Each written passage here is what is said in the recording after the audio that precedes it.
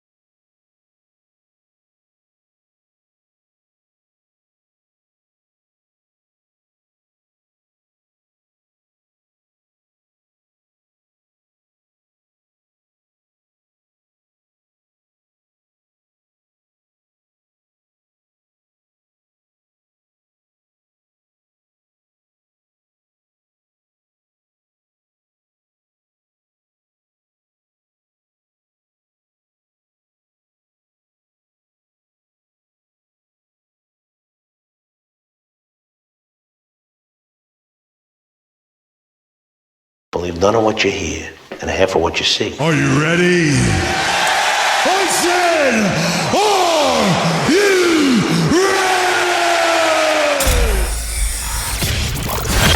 ready? It's Eric Nagel, and it starts now. Ladies and gentlemen of the universe, the next voice you hear, it's Eric Nagel. And thank you, Scott Shannon. Hello, everybody. Welcome to the program. I am Eric Nagel, and joining me, as always, from the dusty plains known as Arizona, say hello to Jordan. Hi, everybody. You're getting a telescope. We got to talk about that in just a few minutes. I got all kinds of stuff going on. It's amazing what you get as a kid, and then later on as an adult, you're like, you know what? I need to get that again. I need to have that exact thing again in my life. Right. Exciting stuff. I'm back into space, everybody, and I'm loving every minute of it. Agreed. All right. If you're on the iHeartRadio app, do us a kindness. Put us in the number one position on the presets. We have an iHeart update. I don't know if they put it out yet, if I'm supposed to talk about it or not. I just thought about it. Right. Remind me after all this spiel here. If you're on Apple, Spotify, any of those places, go over there, do us a kindness, leave us a positive review. It does help out the program. If you want to join us live each and every week as we do this show, YouTube and Twitch are the live rooms to go and join and be a part of. We prefer the YouTube, but both are open and welcoming to anybody who wants to be there. And if you can't do that and you just want to watch whenever you can, show episodes, clips, interviews, all that stuff is up on the YouTube channel whenever you're right. Get yourself a membership. I think this weekend, new bonus materials going up. Got to finalize it. Do we want to tease what it is? Because it's going out to the members first, and then we'll go out to the public. I think a nice tease would be shortly good. after that. I wish we had some audio tease, but do you have anything? Yeah, I was going to say anything in reaching distance. I do. Ladies and gentlemen, the show that nobody wanted and thought we would never do. Part 4. Oh my God. Yeah. Is that going to work? That one. You got to hold your hand. Yeah. There you go. Part 4 of Todd Pettengill, where we review the songs off his produced albums, not song parodies, not phone scams, legit serious attempts at music. And we'll be joined. You're in for a treat because again, I'm coming at this new. Yeah. And I want to do a part 5 because there's more to listen to. And I think Christian is on the same page. We really need to listen to some more. It's so bad. You guys are forcing me into a part 5 again that nobody wants or asked for about. Nobody wants, but everyone will listen to. Yeah, so part 4 will be coming out, I believe, this weekend. I'm trying for Sunday, I believe. So get yourself a membership if you want to check out part 4, where we're checking out all of Todd's officially produced music CDs that he was sending out to radio stations and to labels and all of that fun stuff. And here's the thing, apparently, and I haven't found it yet. I've been searching ever since you had said it, and I know you've been searching. There's a third CD out there somewhere. Yeah, I don't know what the name of it is. We have to find it. We have 2 of them. So, and that was 14 tracks each, and we barely scratched the surface on both of those. We barely touched it. Yeah, so Christian, our pal Christian Blatt from the Blattcast, and who are these broadcasters, will be joining us. Our pal David Brody of the Brooklyn Boys podcast and the Elvis Duran show, he's joining us. Also, special guest Carl from WATP. He wanted in on checking out some of the Todd Pettengill music, so he will be part of that as well. So look forward to that. Get a membership. You get to the archives, to the show, and to Would You Kindly, and all of those fun things there as well. All right. Moving on. Lots to get to here. A bit of a delay. Technical issues. Didn't realize that Verizon had a big outage in our area of New Jersey.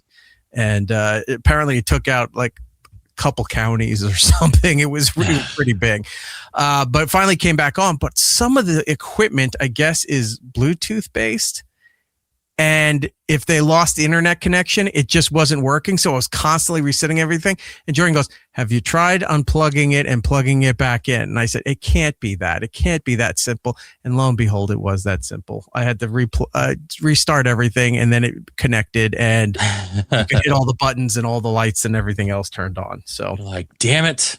I don't like when he's right, but sometimes I do it. Sometimes the simplest answer is the correct answer. So we've got a lot to get into today. We got a ton of stuff on the Artemis return portion of the mission out there to see the moon and whatnot. A bunch of stuff happened. We're going to actually talk some baseball this week. A bunch of stuff happened that we got to get into. Food stuff. We got the McDonald's CEO is back and telling everyone to get over themselves, which is not going to play well for the public. Burger King has taken the lead over them on a few things. And also, I've constantly badmouthed this company, Frito-Lay, did something so terrible and they got caught. And now it cost them billions. So we have all that as well. And the return of This Week in Disasters. Dun, dun, dun, dun. Everything's a disaster out there right now. But when we try to narrow down the smaller, more unique, sometimes fun disasters, that's the main focus for a lot of things. So we shall be doing that. We are in a weird time period right now. We're supposed to be in spring. I know it's like 90 degrees and higher out where you live. I was going to say it's summer here. It dropped to winter there. 30s here the last few days. Couldn't believe that. I don't know what's happening. It was freezing. The kid had baseball practice. We're out there, and I said, I'm frozen. I'm in because there's no sun. There's all trees and shadows and stuff. The wind's going on. I'm like, what is going on here? Now, apparently, Little League for football. What is it called? Pee Wee football? Yeah, Pop Pee Wee Warner? football or Pop Something like Warner. that, right? I mean, it comes by a It's couple. the non-school affiliated one. Yeah, their practices got canceled, but baseball, softball, everything else still was going on, and it was 30 degrees. Little kids, softball's what, junior high, high school, middle school, that age, whatever. Yeah, they all had to do that in the freezing cold. Made no sense. So yeah, it's spring. Today, a little bit warmer, and then I'm seeing these things here. Oh, it's going to be freezing throughout the weekend. Tuesday, 85 degrees. I'm like, all right. Trying to play catch up. Maybe there's something to this global warming thing. I don't know. But I can tell you, we are in the time of the year where everybody raves about this couple week window in Japan for the cherry blossoms. DC too. DC, I think DC's a big one. Yeah, everyone goes. I don't know if it's the Japanese. I think it is. Isn't it the Japanese cherry blossoms that were given as a gift to us or something that are down in DC, right? Yep. So the DC area is known for the big blossom viewing. Japan, infamous, constantly documented, highlighted. Six. The what? I was more into 6. I missed something. What did I miss? It's a blossom joke. Oh. Whoa. Yeah. Well done. Yeah. Going deep with the blossom references. Right. Now he's going to overdose on drugs like the older brother that nobody talks about. Because everyone's like, oh, it was Blossom 6 and Joey Lawrence, right? No, remember the drug addict older brother that was constantly relapsing? No. Oh, yeah. The show was tragic for a sitcom. Yeah, so the cherry blossoms in full bloom. But what gets overlooked is then that's a few weeks span in these United States on this planet we call Earth. It is the blooming of the cum trees, Jordan. Uh-huh. Are you familiar with the cum trees? I have seen a few things. I don't know if they're in this area or not. I don't know if it's a Midwest thing. I don't know. I can't honestly say I know what tree it is, but I have seen a lot of memes lately. What is it? The Caleri, Calle, Caleri, sorry, Caleri pear trees. Oof. Which have these white blossoms that smell like semen. Now, this was something I remembered way back in the long ago as Robert Kelly saying on our show that the cum trees, I guess there was a bunch of them down in the Village area of Manhattan when he would be going to the cellar or something. When the cum trees are in bloom, he'd start vomiting because it was so nauseous. So at one point we went out, we knew Bobby was coming in. We went out and got some of the buds, I guess. Yeah. And put it in the newspaper at his position where he was coming in. So as he's flipping the paper, all of a sudden you'd smell the waft of the cum trees and he'd start throwing up. I really can't. It's so wild that this thing is a real thing. Well, this was like 20 years ago right. that he was doing this. And then it just has been a thing ever since. Because I remember Bobby being the first that I thought he just called it that. But no, it's been going on for a long time. Right. So I was driving around in my part of northern Jersey. And lo and behold, there they are. They're in full bloom. And I was sitting there debating and going, why does it smell like the Boy Scouts out here? I got some time to kill. Do I take the kid over and say, oh, look at the tree? Because she loves to stop and smell flowers when she sees tulips and roses and all the pretty things. I'm thinking, do I bring her over there to smell this and see if she throws up? Well, because I'm looking at it, and apparently it also, despite being, funnily named the cum tree, apparently a lot of people also think it's got a lot of like ammonia scent, so it smells like rotting fish or things like that. So like maybe it's like how Giddles can't eat cilantro because it tastes like soap. Like some people just react a certain way and smell a certain thing. Maybe it's something like that. I don't know. Like I said, I don't think I've ever been around this tree, so I couldn't tell you. Chip is in the chat saying we're being vulgar. We got to tone it down a smidge. Tone it down. Andy Hannon saying Bradford pears. We just had the last few out of our neighborhood. Yeah, they're in full bloom all around this area here. I mean, they're a pretty looking tree. I hate that it's, like Chip said, it's so vulgar. Yeah.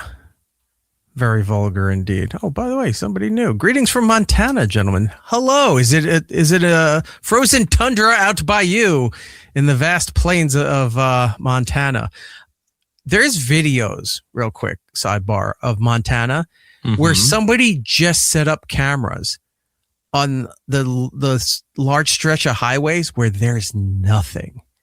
And it's not like, well, there's hills and there's farmland. It's just flat, deserted land. Like the majority of that state, I think, has 600 people. living into it. It's just It's all in one town. It's just a barrier to prevent Canada from invading. And I think they do. They're the ones that do that. What's that sport? There's a sport where they ride horses. Like they put cleat shoes on the bottom of horses. And it's like ice horses. They just ride around in the ice with horses, and they're lassoing things and doing equestrian shit out there. If you know what I'm talking about, please tell us what the hell the name of that stupid ice horse sport is. But it seems to be coming from Montana. And I want to go there to see this insanity. Ski-jor. That's what it's called? The big rug. Yeah, I'm looking at these horses. Just maybe I'll do more research, but I think that's what that is. Yeah, Montana's crazy. That is crazy. It is. I kind of want to see it. Apparently, a lot of UFO sightings there too, because it's dark and flat and vast. That you get to see everything. I'm thinking they're just seeing, satellites and the space station flying by. Yeah, they're seeing things that we just don't get to see because of the lighting. But it's like, oh, there's aliens everywhere. Have they landed? And if they did, would we believe them? Anyway, cum tree season is in full bloom. And I was looking at this, and by chance, the loveliness and the scariness of social media apps provided a band or a musician doing a song about cum trees. And I said, it's impossible that this came up. And lo and behold, here it is. Check this out. Time, you know what that means. Everything smells like cum trees. The weather gets warmer by a couple degrees. Then everything smells like cum trees. You can try to hide, you can try to run. If you go outside, it's gonna smell like cum. You can hit the park, try to have some fun. Odds are the park's gonna smell like cum.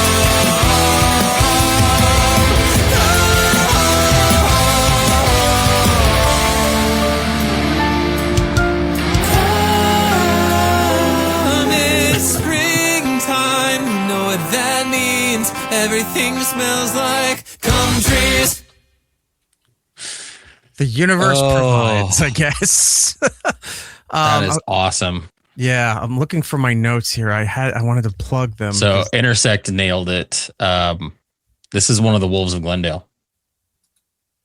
This is a band that I like. Oh, he's from yeah, here it is. Okay.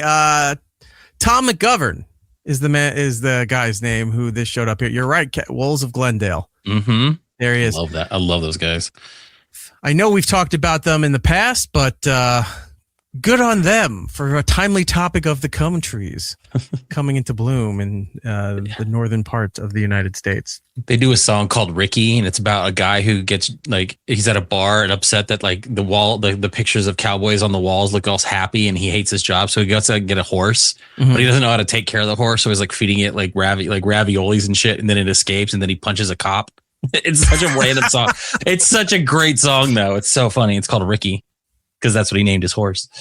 Andy Hannington, they do skijoring up in New Hampshire. Take the family. Nice. I have not been to no, actually, that's not true. I went to revisit. We used to own a cabin, a good amount of property too, on Lake Winnipesaukee in New Hampshire. What was the town called? Lacona. It was right on the border of Lacona and Weirs Beach. And it was a big vacation destination, I guess, for many, many years. But yeah, my family owned a cabin and stuff up in that area. I remember they had, it was a weird mix of modern times and ancient relics. Like they had candlestick bowling, but they had go-karts and water slides and speedboats, and we had the pontoon boats. We had it was just a really fun place in the middle of nowhere. Then the satanic. I'm literally just picturing the great outdoors with John Candy and just everybody's doing everything. You're going out to dinner to the old 96er and just having a great old time in Lacona. I think I went 2013 was the last time I went up there to see if that cabin was still there. It's still there. They built an actual complex around the cabin where you can rent other cabins. Like it's a whole area of cabin rentals for people vacationing. One of the water slides places, the water parks I went to, still exists, but it's weird. They shut it down, but it's like they gave nobody time to clear it out. Like I hopped the fence and went in. Mm-hmm. There's security. What did I just write in the chat? Why am I? Forgot I was logged in under your account. Just focus on your story. Don't look at the chat. That was not me. I don't know. I just saw my name pop up. I'm like, what is going on? You know what? He did say it. Don't let him lie to you. Speak for yourself. No, so you go into the water park and I'm peeking through like the offices, the security office. There's still stuff on the desk. There's pictures and things hanging up on the wall, on the cork boards, schedules. Like it's like somebody came in, it was like a federal raid. Came in, shut it down, and they left everything as is. Everything was like in mid paper filing. Just that was it. Yeah, it made no sense whatsoever. And now I want to go back again. More time has passed, and let me see if I can find the photo here to show you. Andy's asking, are you talking about Surf Coaster USA? That might be it.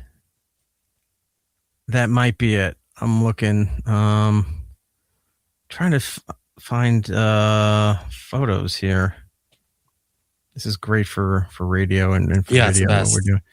Well, this is what happens. See, when you don't prep. No, well, we prepped, but not for this. It's been 2 hours of prepping. What do you mean we don't prep? I can find my old cabin. There was a weird thing too. There on one of the highways, they had a little mini cabin built by the side of the road, and it was called the Dollhouse. That's creepy. It's just meant to look kind of cool, but yeah, it always freaked me out. Like some evil doll lived in that little fucking cabin. That's what your dad would tell you, just to keep you from fighting in the backseat. Yeah. If you don't knock it off, we're going to pull over at the Dollhouse and let you out. This isn't the one, though. There was the blue water slide park and there was the white water slide park. The blue water slide park was across the street from the drive-in movie theater, which was cool because we used to sit out and, drive-in movies were fun as a kid. They're not now, but they were fun when you were a kid. This was that's not going to show because of the fucking screen. Yep. Damn it. I apologize. This is probably worth bailing, but yeah, there's a water park there. That might be that surf, whatever that he mentioned. It was just shut down and abandoned and never talked about again. But like there's vegetation growing everywhere through the slides. It made no sense, but it was fascinating. Was it Weirs Beach, New Hampshire? Yeah, Weirs Beach. Yeah, abandoned Surf Coaster USA water park. Yep. What happened? Does it tell you what happened? No, let's see. It opened in 1983, was consistently rated by travel guides as one of the best water parks in New England, a popular destination in the 90s. The current remains of the old park are overgrown with brush and is heavily vandalized by Eric Nagel. The park closed at the end of 2006 season after a few slow summers. The massive property has remained for sale ever since. Maybe I should go and buy it. Could you imagine? Like, I wanted you to go there. There was this other thing that was happening in your area where someone was selling these life-size dinosaurs from like some abandoned park. And I really wanted you to go buy a few because it was close by. Yeah, I'm looking at it. I at least would have went to look.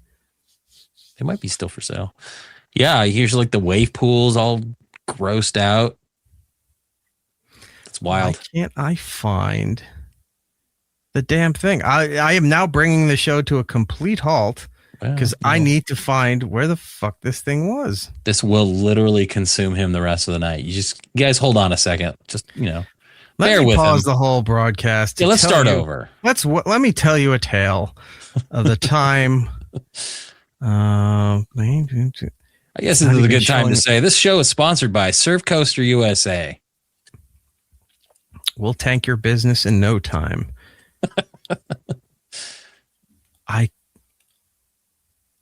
So you fun. know how organized I am with all of this stuff. So organized. This is why this is so disappointing for me. I can't find this anywhere.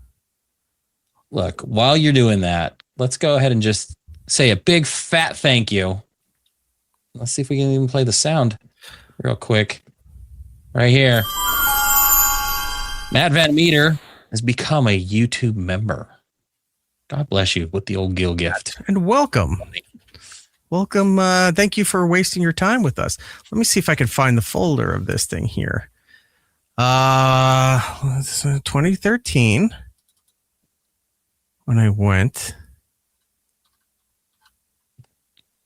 Let's see. Oh, okay. That's why I couldn't find it. Oh, it was in his pornography folder. Yeah. He was looking for pornography. It was a pornography store. I was buying pornography. All right. So first of all, this isn't going to show up because of the green screen, but nope. Can't wait for to see it. Yeah. This is the dollhouse. I'm sitting there on the rock. Why is that there? I don't know. It's just there. It's just there for some reason. And I was like, oh, I got to take photos because, nobody will believe anything if I just talk about it and don't do anything here. I would love if like a ridiculously tall person lived there, like that episode of The Simpsons where Nelson ha-ha that guy in the small car. Mm-hmm. And he was like 9 feet tall. All right. So look, here's me in one of the offices. There's medals, there's schedules, there's photos. So weird. Yeah, they just shut the thing down and didn't do anything about it.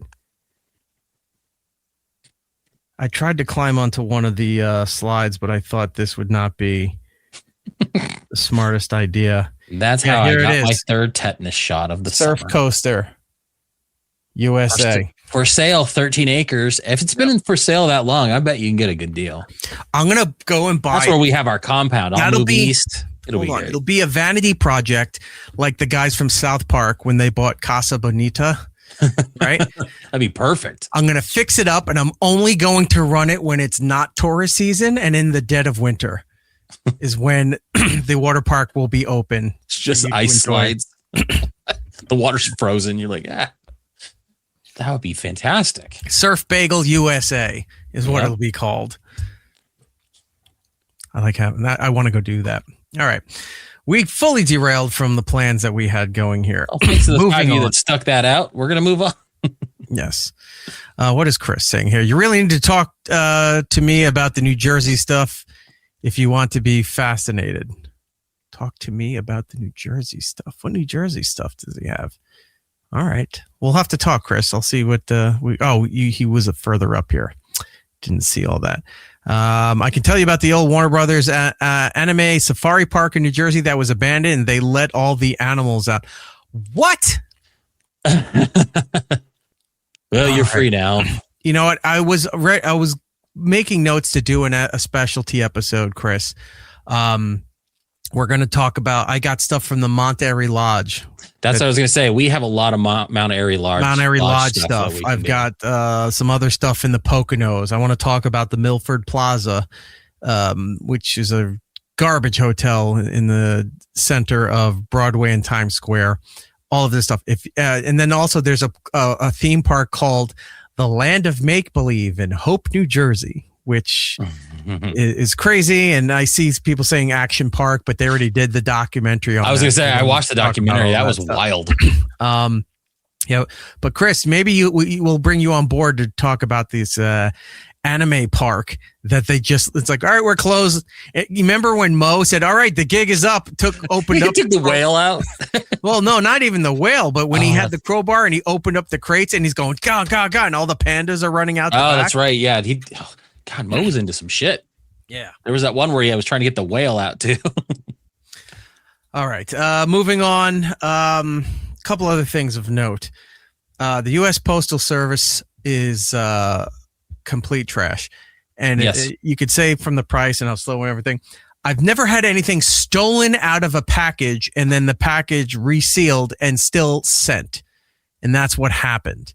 Yeah, that's wild. March 21st, I mailed out a package for I have all these wrestling box sets that I didn't want to throw out because they're just not in print anymore. Old WWE, WWF stuff, like before they were editing things, after they were editing things, or whatever.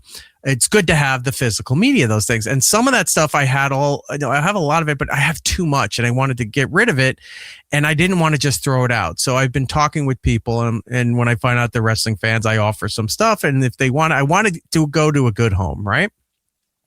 Such is the case. I was talking to somebody and said, I have some of this wrestling stuff. Do you want it? They're like, no, you sure? We'll pay for it. No, you don't have to pay for it. Just give me an address. I'll mail it out. And we'll call it even. I just want it out of here, and I want people who will appreciate that stuff to have it, right? Okay, great. Sends me the address and everything. I go and I mail it out March 21st. It does not arrive until April 6th. What happened was it went from the post offices here to the holding center, I guess, in Jersey City.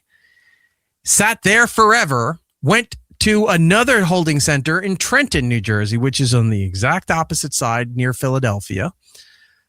Sat there for several more days, then made its way out to the middle of the country to where this person lives. The package finally arrives. I get the notice that, no, they say, hey, the package arrived here. It was resealed and in a plastic bag with an apology sticker on it. Whoops. Was it like a fun cartoony like mascot that they do? Yeah. We fucked up. Sorry. Moose out front should have told you. Was damaged. Where's the thing here? Oh, this is it. Okay. This was the sticker that was on the bag that the thing was resealed and put into this bag here. Look at that. We care, right? You don't. Dear postal customer, we sincerely regret the damage to your mail during handling by the postal service. We hope this incident did not inconvenience you. We realize that your mail is important to you and that you have every right to expect it to be delivered in good condition. Although every effort is made to prevent damage to the mail, occasionally this will occur because of the great volume handled and the rapid procession methods which must be employed to assure the most expeditious distribution possible. We hope you understand. We assure you that we are constantly striving to improve our processing methods in order that even a rare occurrence may be eliminated. Please accept our apologies. Sincerely, your postmaster. And it's supposed to fill in their name, and they did not. So the sticker was on a bag. Insert postmaster. The sticker was on a bag with the box inside the bag, and the box was retaped. One of the items was taken out of the box and resealed, and our bad was put onto the box for it. So I'm furious. I'm looking up online how to report all of this stuff and what have you. So there's two divisions. There's a federal inquiry that they can do for, you provide the tracking number, all this other stuff. I had the receipt still. Like when I send stuff out to you, I send you a copy of the tracking information so that you have it. So I did all of that stuff and filed the whole thing for a federal investigator to look into it. Then you have to go through the U.S. Postal Service website to make the claim for the item that was stolen. I go through and it says, sorry, we cannot process this. This does not qualify as an insurance claim. That's so dumb. What? It was a $50-something item that was taken. The other two items were in there, but this was a $50-something item that was stolen out of the package. And they're just saying, oh, there's nothing we can do about that. I'm like, I have the tracking number. Your tracking guarantees all that. The website would not let me do it. I had to call them. I called their 800 number and I'm waiting to talk to them, get everything. And they said, sorry, this doesn't qualify for the claim and everything. And I said, it better. I said, because if you look at the tracking history and it's still available, this is above and beyond a delay for shipping. But don't you, when you ship, and I know you've shipped me stuff, I've shipped you stuff. When you do that through the Postal Service, they insure your stuff up to a certain amount, and then they ask, do you want to add more? Is there more that you need for the item? I didn't add more because but they have something on there. If it's insured through their service and you've got a tracking number, it's up to a certain then you can amount. file the claim. They shouldn't be piecemealing what they're allowing you to say. Well, they told me that because it wasn't insured or whatever, that I couldn't file the claim on this thing. That's bullshit. It was total bullshit. So I'm sitting there talking to the person. I said, look, we're going through the tracking history. I said, it sat here for several days. It sat over in Trenton for several days. Then it took forever to get over there. I go, there is no way it should have been that long. 2.5 weeks for this package is preposterous. And the person on the phone is like, well, sir, there's nothing we can do here. It says we can't process the claim.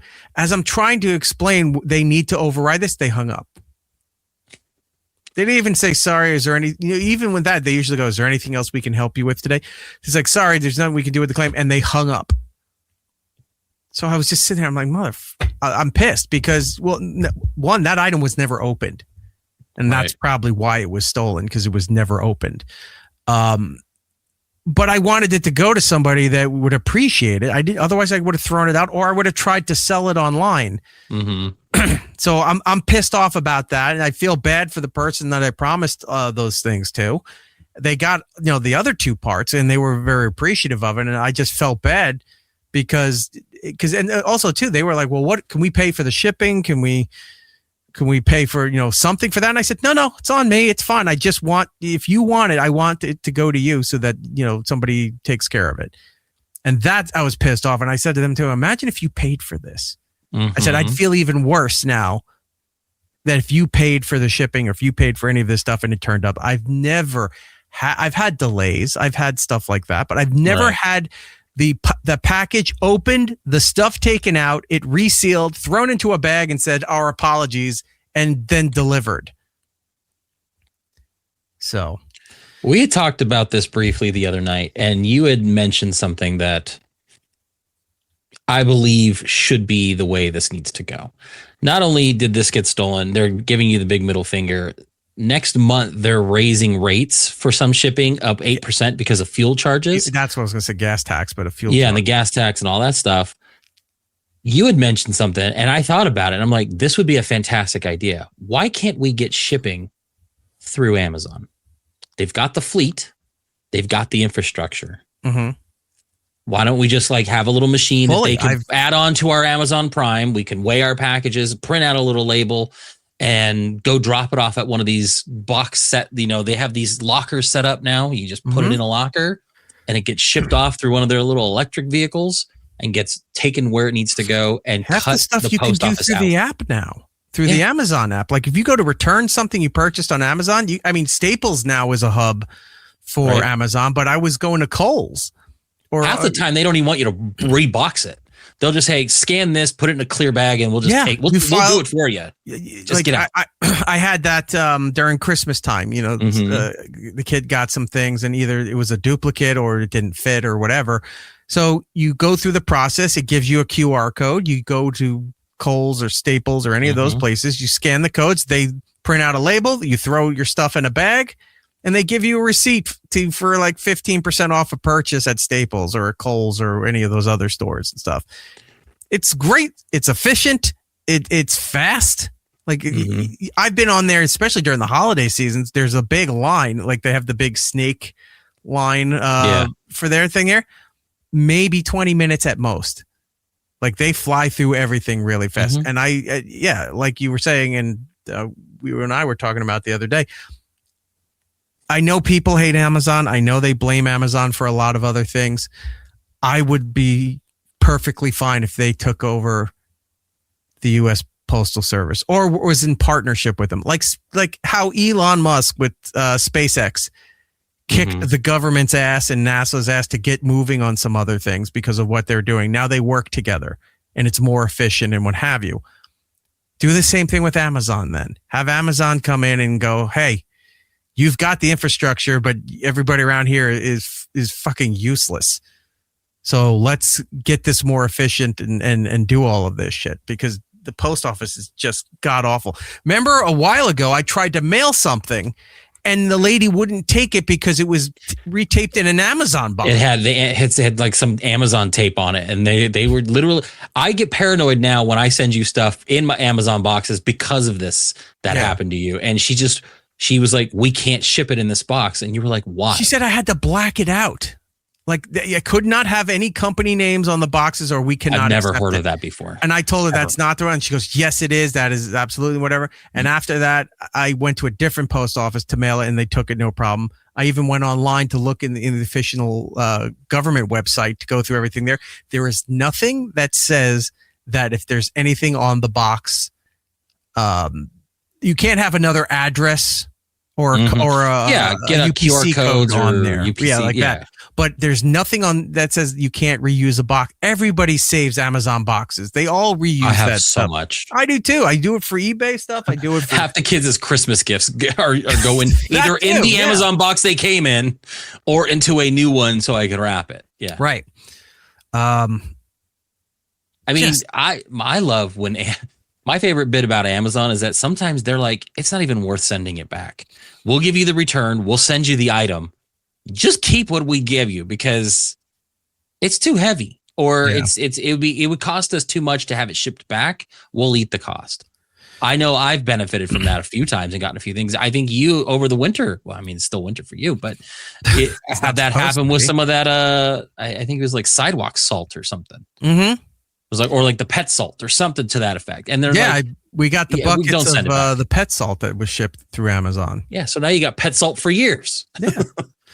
Woodpit in chat saying that's like someone from the post office. So it's exactly what it is. Somebody gutted the box and said, "Oh, look, there's box sets in here." Probably a wrestling fan, and said, "Oh, I'll just take that. Whoopsie daisy. Here's a sticker." I have no idea what happened, and they don't have to. It's not like they had to scan their into their position so that like with Amazon. Yeah, have you ever watched that? Is it one or two? There's a couple, I think, of inside the Amazon warehouses where they show you the robotics and the carousels and all that stuff, like how it takes stuff here. There's a pallet on this thing and it moves it over to here. Then this robot comes over, cuts it open, and then the people are doing this shit and they put it on the conveyor belts and then it gets scanned. So as it goes through checkpoints, it gets scanned. But there's also, at this point, you log in so that if it's scanned here, it also has the employee ID. Yeah. To say, oh, at this point, it was handled by this person or at least overseen by this person. Post office doesn't have any of that shit. So they can get away with that nonsense. Linhar in the chat saying Amazon is so overloaded, they have to outsource currently, but in the future, this is a great idea. What are they outsourcing? I know deliveries. Sometimes I've seen people delivering Amazon stuff that are not in Amazon trucks. Sometimes, yeah, especially if you're close to a around hub the like holidays. I am. But most of the time, you can't drive in my area without seeing those the vans that they have. They're all Amazon decked out and stuff, like the gray with the blue and stuff like that. Those are built by Rivian. They have a contract with Rivian, which is a truck that I cannot wait to try to get in the next. Great design on those because it's so longer, gorgeous. but it's narrow. So that if they have to pull over to the side, you can get around that truck easy. Unlike the UPS trucks, which are great, but they're built like a tank. So if they're blocking, if they're pulled over inside and they're blocking the road, you can't get past them. These things are built to be long and narrow so that you can get past them. It's a fantastic design. That's awesome for what they're doing. They're all electric that you just hear them. It's like, yeah. Andy Hannon in the chat saying the post office literally days ago came to an agreement with Amazon to guarantee that they use them for deliveries. The amount of money they put into the United States Post Office is crazy. I was not aware of that. So look that up. I would like to see. Sounds like a mistake to me. Someone messed up.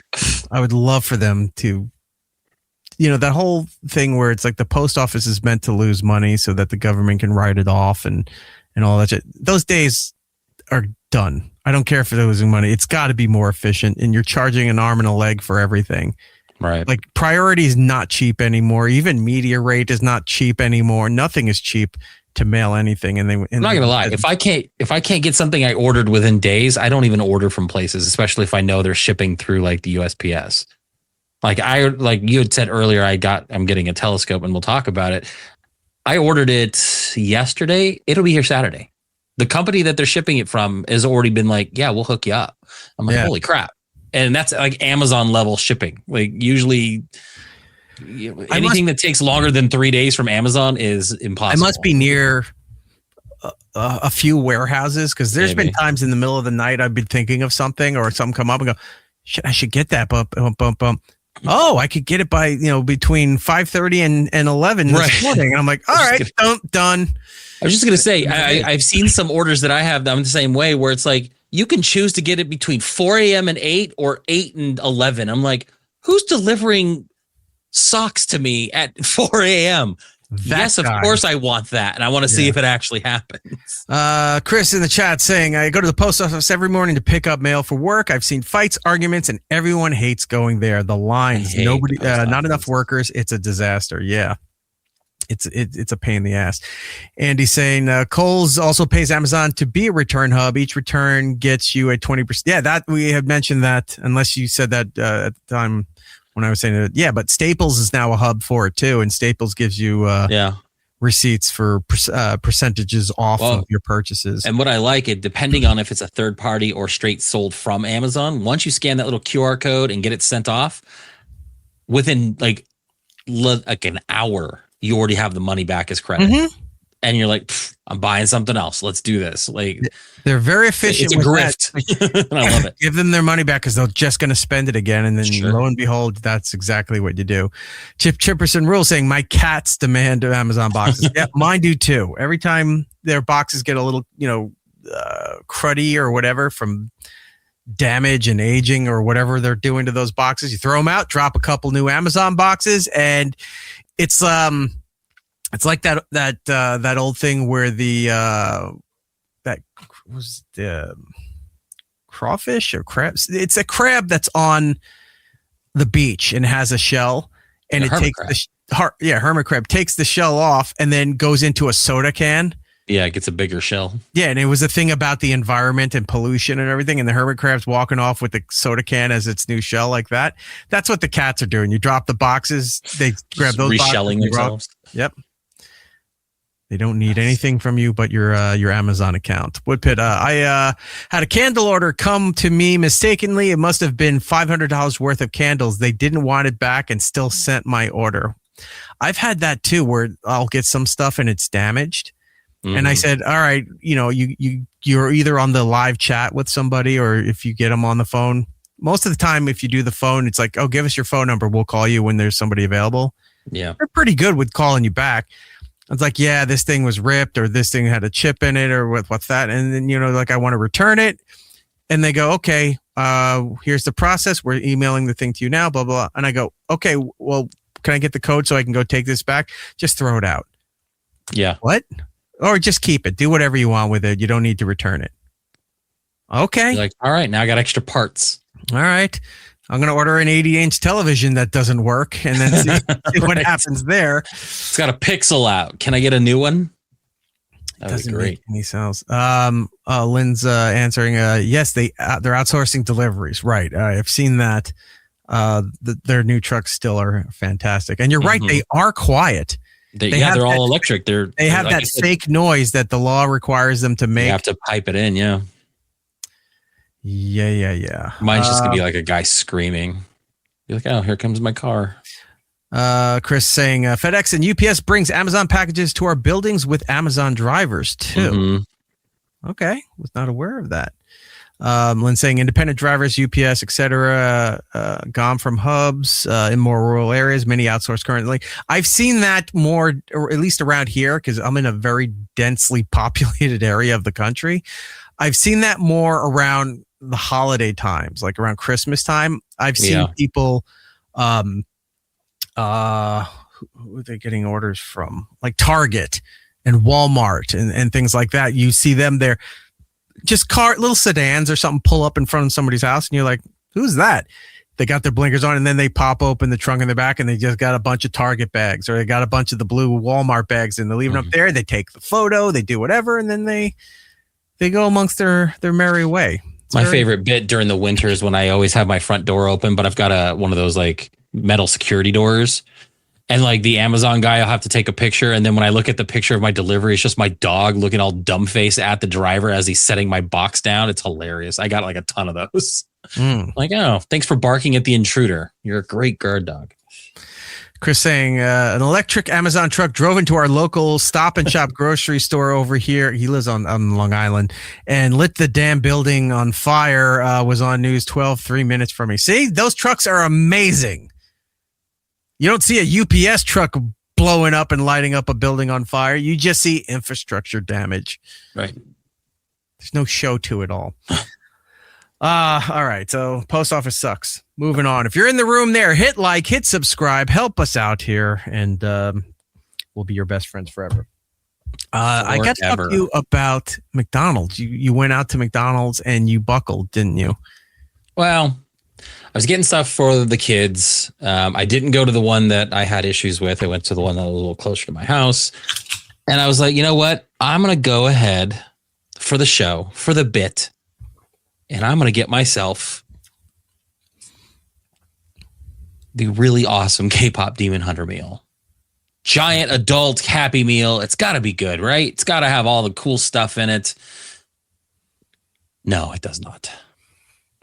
I got these. I got these cards. Look at me. I know. I'm a collector now. I think I got those same cards. Well. So I wound up having to go because the kid found out, and right.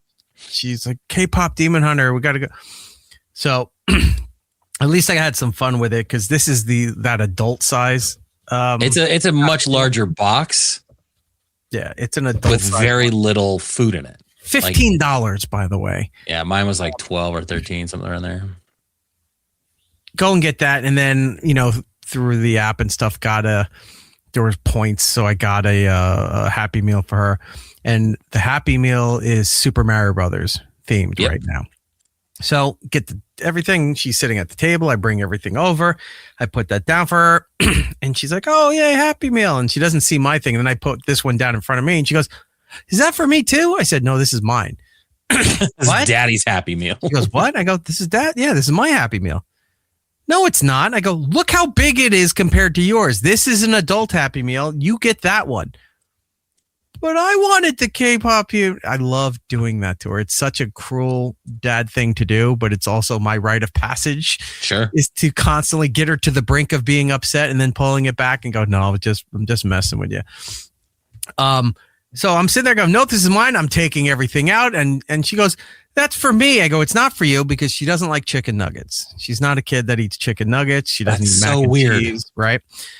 So the meal is only one meal. It's not like you could pick different combinations. Oh yeah, you don't get choice. Yeah, it's just chicken nuggets. So now I'm stuck eating chicken nuggets. So I'm like, all right, it's chicken nuggets. I go, "See, it's for me. It's not for you." And she's convinced that this wasn't for her, and she's really upset. I go, "You got the Mario." And she goes, "I don't want the Mario one." I go, "All right, I'll take that one too." And what do you like? She's losing her mind. I give her the other one there. So I put this in front of her. And then, so she has all that, and she goes, "What about my food?" I said, "You didn't want this one, so now this one's mine." So this is going on for a while.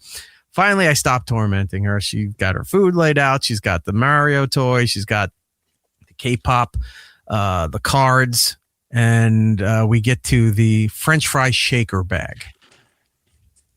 Yes. So this meal comes with a 10-piece chicken nuggets.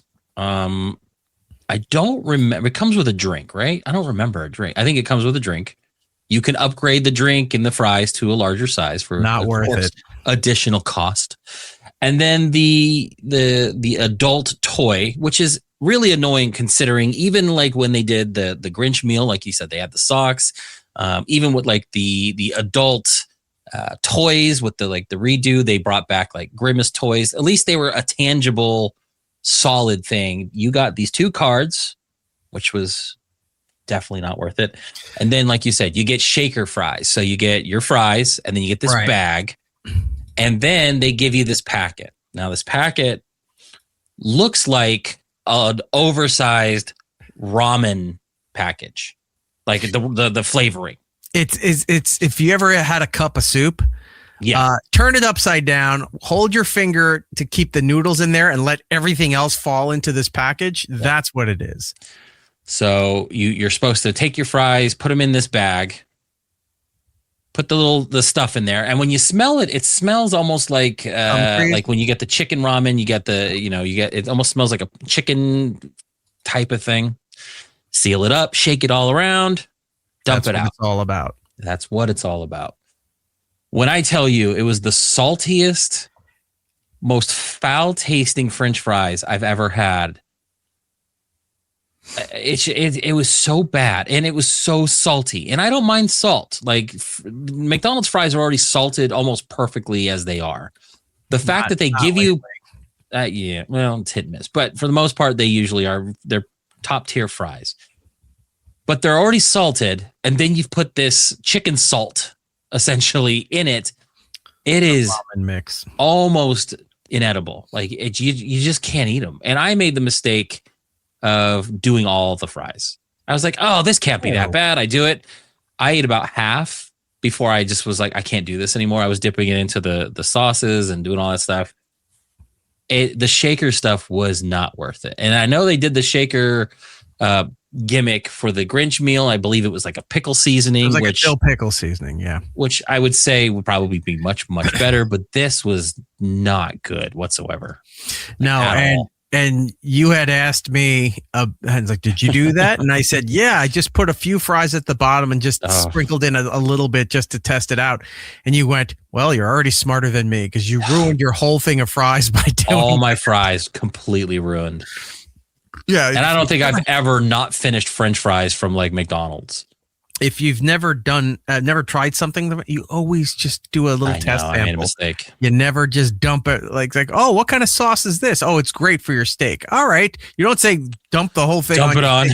You just go, can I put a little on the side here? Let me taste it. And you go, oh my God, this is terrible. No, thank you. I was apparently all in. Like that. Yeah, it was not also, good. by the way, another side note, McDonald's fries have not been good. And we've talked about this because when they got rid of the beef tallow.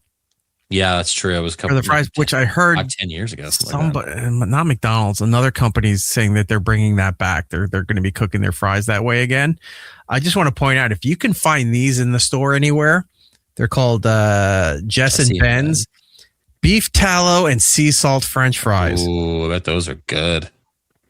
Unreal how good they are. And then if you really want to torture yourself, take them out from the fryer, from the oven, the air, whatever you're doing, let them sit for a moment, sprinkle on some more kosher salt onto it, and you're like, sounds really good. I was gonna say the best fries you can find, if you find like a place that serves them, or like a brew pub or something like that, duck fat fries. Mm-hmm. I've never had duck, but duck fat fries are probably some of the best French fries I've ever had. Anything cooked in a form of tallow from any animal is going to be fantastic. Yeah. It's like when you cook bacon and you don't clear all the grease off the griddle or the pan or something, and you throw the eggs down in there or something else. The greasy egg. Oh, it's so good. Yep.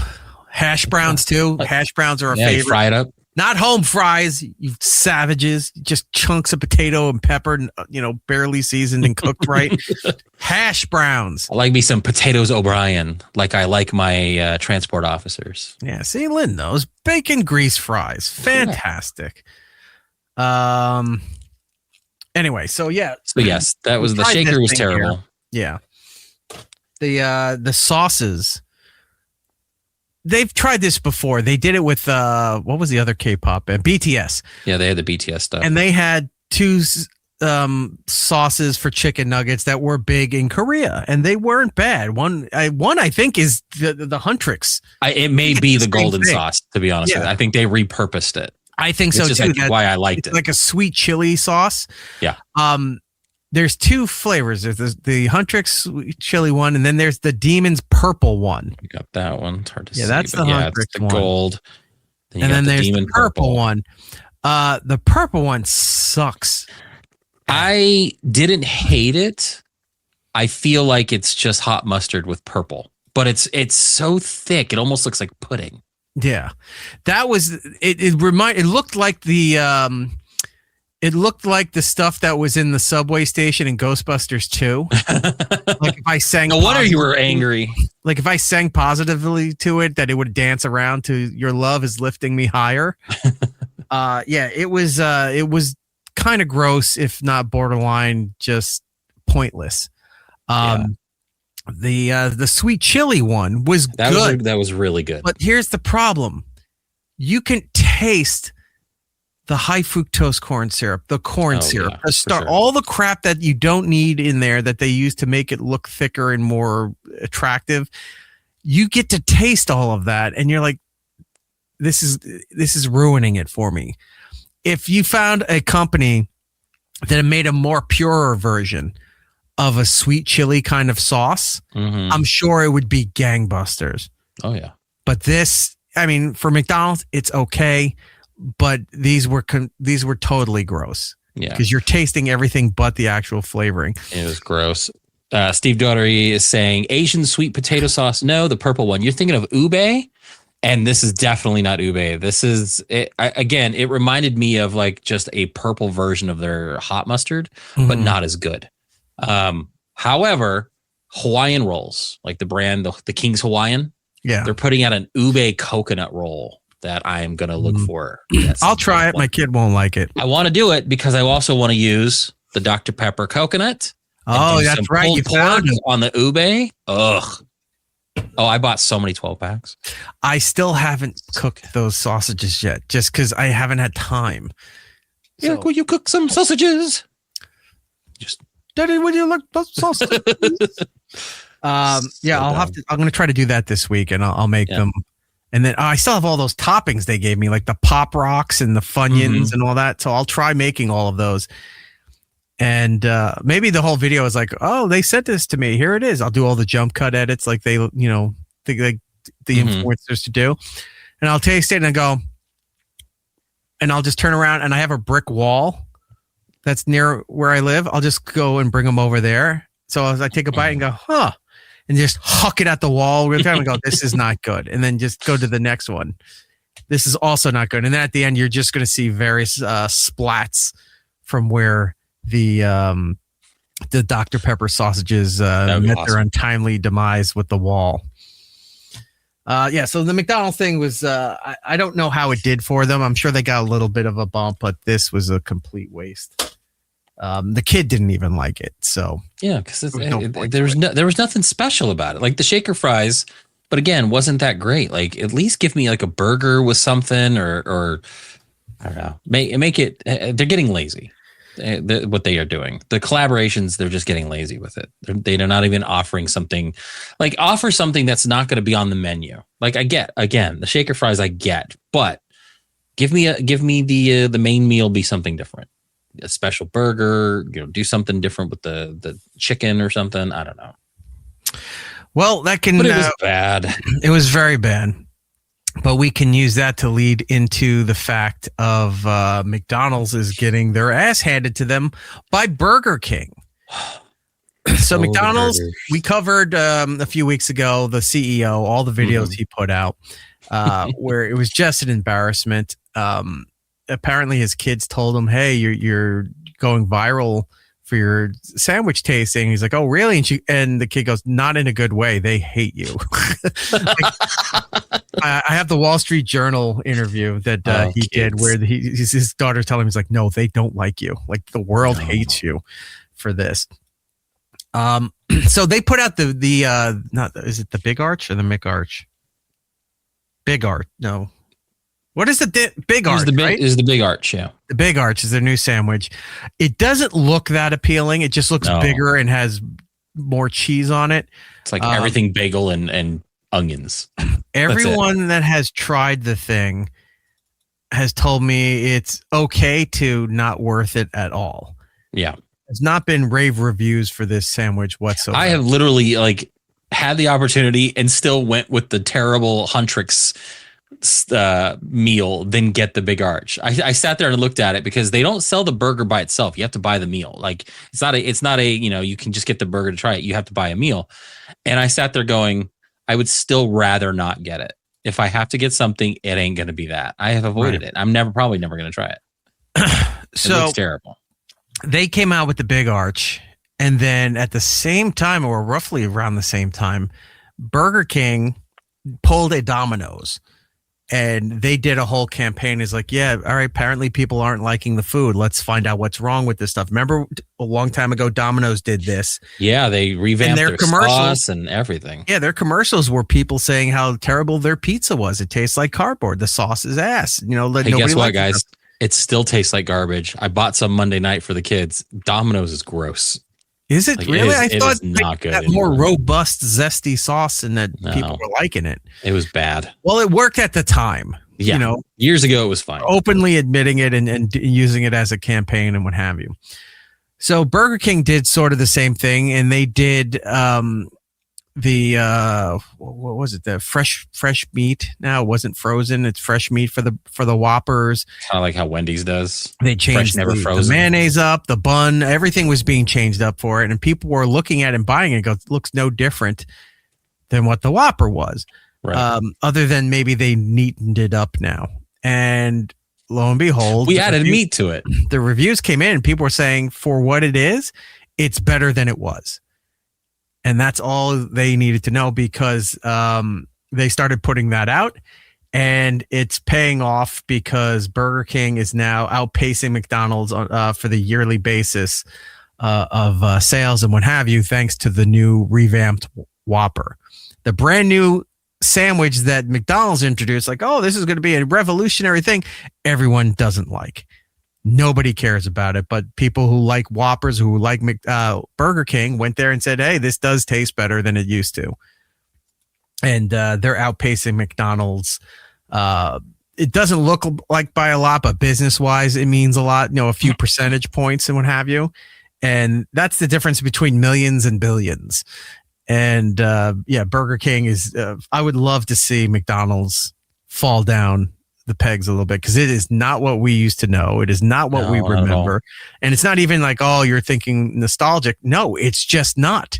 The stores don't have any reason to go sit there anymore. They used to have decorations and the ball pit and Ronald McDonald stuff. All of that stuff. It's fun. Yeah, there's no reason to go to McDonald's. The food sucks. It's too expensive. Even the app deals. Remember, you used to buy one, get one free Happy Meals. You used to get, you actually used to get like free stuff. And now it's like, maybe we'll give you 20% if you spend $20, but it can't be anything that's on sale. Like, it can't be like the Huntrix meal. Yeah. It can't be any of our big selling items. You literally just have to buy $20 worth of stuff. And right now with McDonald's, that's not hard, but you're getting like, $1 or $2 off. It's not even worth it anymore. No, it's not worth it. When I was there getting the Huntrix, the KPop meal and what have you, they had the ability that if you log in through your app to their giant iPads that they have in there, it scans the code. And it's like, oh, welcome back, or, you're a preferred customer. Here's all your rewards and deals that are available to you for using this kiosk and everything. I'm just transferring it over now so I can try to get this over here. But when you look at the deals, like the double cheeseburger, it used to be like buy one, get one free. And then, like you said, became buy one, get one half off, right? Yeah, they used to do buy one, get one free Happy Meals, which was great because I could, get the kid a, nugget meal and then a burger meal, and he's got twice as many toys, twice as many, you get double, and you're only paying for one. Now it's like buy one, and then you can, get one for 20% off or half off or something like that. I'm like, now I'm paying more, and not getting as much as I want. No. So here's the menu. Where did it load to? There it is. Okay. Look at this right here. So this is the deals thing. It's get 30% off a double cheeseburger. So you're looking at maybe 15 cents, 20 cents. That's it. Oh, you can get a $6 20-piece chicken nugget thing. Remember, it used to be the $5 sales that people would go and hoard that up. Limit one. Yeah. Not available during breakfast because they don't do anything. The $1 off Happy Meal. Yeah, that's the big value for the day. You get $1 off a Happy Meal. So instead of $7 and change, it's $6. $6 and change. None it of should this be $3.99. None of this shit is worth anything. No, not at all. So, Burger King is outpacing McDonald's for the first time in a long time for that. Plus, Burger King is revamping their value menu, their deal. So they're throwing more stuff on there for a lower price. That's and they're the way adding to do new it. items like this. Look at that. They're going after White Castle after this. So they're making little sliders. What is it? Steakhouse Bacon Deluxe. And a bacon and cheese. You know what? I'm not against this. I'm This not looks against. pretty I was good. going to say I might want to try that. They look. I mean, obviously the picture is going to try to sell it a lot more, but like that could be fun. Yeah. All right. When is that coming out? Because now we got to try it. Now I want to try it. I'll find the release date. It's soon. They're pushing it on social media. So Would put saying, the Monopoly thing used to be cool until that scandal hit. Fun. And then they took it away for like 7 years, and then they had to make it all digital. And then it was okay. But now you get the pieces. You got to check in on the app. There's no board. Yeah, there's no other way to do it. None of that stuff. And it's like scan here. And sometimes it comes with another piece. It's like you could get some sort of prize. Scan this code here. You can't trust any form of electronic gambling. No. When you put that code in there, it's always going to give you the lowest denominator prize, discount, whatever. Or if they said, oh, that doesn't, sorry, you didn't win anything. It's their way to cheat you out of a lot of shit. Don't do that stuff. When I saw that the Monopoly thing was, you go through the app, I said, it's not even worth going there to do that, to get the Monopoly pieces. So these king size slider box are being tested in 2 cities. So it's a test right now. Okay. Portland, Oregon, and Columbus, Ohio. It's going to run from April 14th through May 4th. I feel like this will be out by the end of the year. Portland's one of those fucking vegan hippie cities. Foodie towns, yeah. Yeah, but they where they make it posh for no reason. In despite of taste, it has to be like elite and elegant. Does feel weird to test it in something place like that. You need to like test it somewhere like gross, like closer to me. Sheboygan, Pismo Beach. Should have made a left at Albuquerque. But Lynn said, sliders. I could, go into it. And I love how it's presented like the half dozen Dunkin' Donuts. Yeah. You get the 6 in the box like that. Little. Imagine they put the sampler. sliders there like you're picking munchkins. You go there and you go there. I'll take one of those, 2 of those, and fill out the box with whatever else you think you got left. That would be awesome. That would be fantastic. Anywho, so Burger King's outpacing McDonald's. The McDonald's CEO was interviewed by the Wall Street Journal after the whole viral moment of, was it 2 or 3? Two of the videos went viral, but we found a third one that didn't really get the press that the other 2 did. Yeah. Where they're accusing him of not taking real bites, spitting the McChicken sandwich out into the napkin. All of their stuff here. So they talked to him and it's like, well, what was it like going viral? How did you react? And here it is. It's for somebody to how to eat on camera. Well, I'd say the biggest thing is just dive right in. So I'm looking forward to taking a nice bite out this chicken nugget. God, he's such a fucking robot. Yeah. Like he's trying to still be personable, but it just comes off as he's possibly a fruit too, because he holds things so dainty and taking a nice bite out this chicken nugget. He doesn't even know he was going to say product. He didn't know what it was. Yeah. I'm looking forward to taking a nice bite out this chicken. He was going to say product because remember he kept saying back that there in his with other like cue videos. cards like they do on TV. Yeah. Chicken nugget. He's going off script again. He's gonna call it a product. Look how he bit it. Like off the side of the thing. Like you're tearing open a bag of something where you bite it on the side of your mouth or you step into a Slim Jim. Unless you're dipping it in chicken nugget. Unless you're dipping it in sauce, there's no reason to take multiple bites of a chicken nugget. Just pop the damn thing in your mouth, you damn robot. This chicken nugget. Look at the long pause. That's an editing choice, not by He's like, Wall Street, because they're trying to get a gotcha moment. Look at him. He takes the bite. Look how long they let this linger. They're just sitting there waiting to see if to see if his face contorts. He starts crying. He's like, it's in my eyes. I can't believe I put this food in my mouth. Yeah. Weird to watch each other eat. Yeah. Well, imagine how I felt. You got any?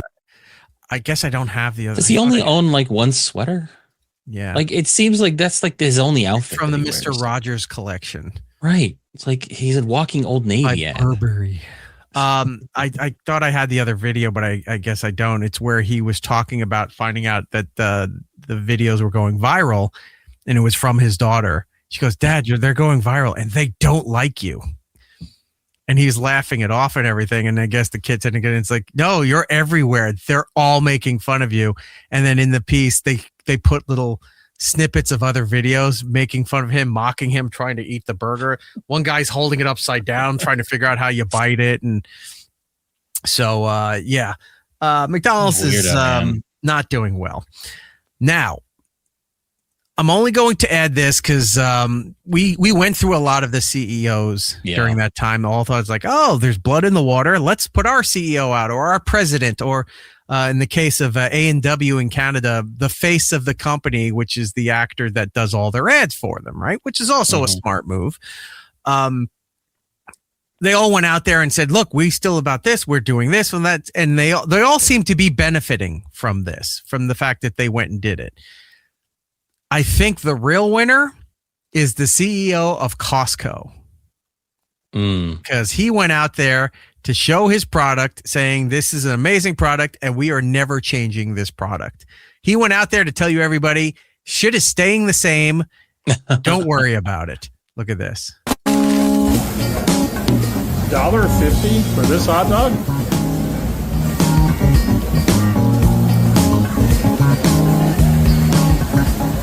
The hot dog price will not change as long as I'm around. Oh, I hate when he says stuff like that. What? When I'm still around. No, because the second that man leaves, whoever takes over is raising the prices. Amazing quality, amazing value. That's $1.50 well spent. Are you going to have another one at the next building you go to? Absolutely. That might be the man's original name tag. Like, look how weathered that thing is. Yeah, it was printed off a dot matrix printer.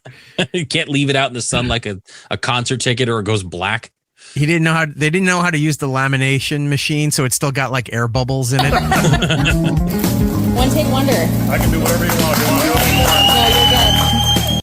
I was going to say, this Costco must be closed, because that's not my Costco. My Costco is 50 people lined up to grab their slice of pizza. And then there's that side window that has the full pizzas that people are waiting for. And then they have the order kiosks now, where everyone's just trying to put in their order so they don't have to talk to people. It's probably that 2-hour window for executive and business shopping from 7 to 9 in the morning before the real customers come in. We pay to not deal with the rabble. So I'm glad he came out there and he said, we're not changing this thing. And this isn't the first time he said it, because there was a thing a while ago where I guess shareholders were talking about some of the changes Costco needed to make in order to increase revenue. And there was a lot of pressure from the board to raise the concession prices, because they're like, we're losing money on this. We shouldn't be losing money on this. And he and whoever's in his team were saying this gets them, if not in the door, staying longer after their purchase of buying their stuff. And then he goes, this is worth the loss to keep people happy in there, which is a smart business move. Now, on paper, you could say, well, we're losing money. Why? We got to fix this. But if you can say it's a cost of doing business to keep people in there, like IKEA, right? They have a cafeteria in the center of IKEA where you could go and get what? Cheap Swedish ice cream cones for like 10, 15 cents and Swedish meatballs for like a couple bucks. They don't raise the price because people go there, they do their shopping, but they want to go and get those foods. It's worth the cost to keep that low in order for everybody to keep coming in. can go get me a lingonberry soda. Oh, it's so good. You get the lingonberries right next to it. Like it's their version of cranberry sauce with it. Yeah. It's and wonderful.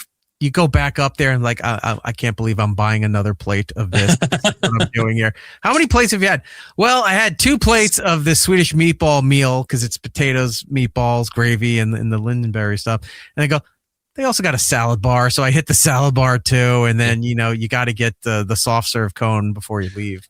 Yeah, I was going to say, because you do all that, you're upstairs, then you go looking around. And by the time you get down there, you go to the checkout. They have the secondary food court, which is where you can get the snacks. You can get like a churro, or you can get their ice cream, the soft serve, you can get more soda, and then you can buy like pre-wrapped candy bars.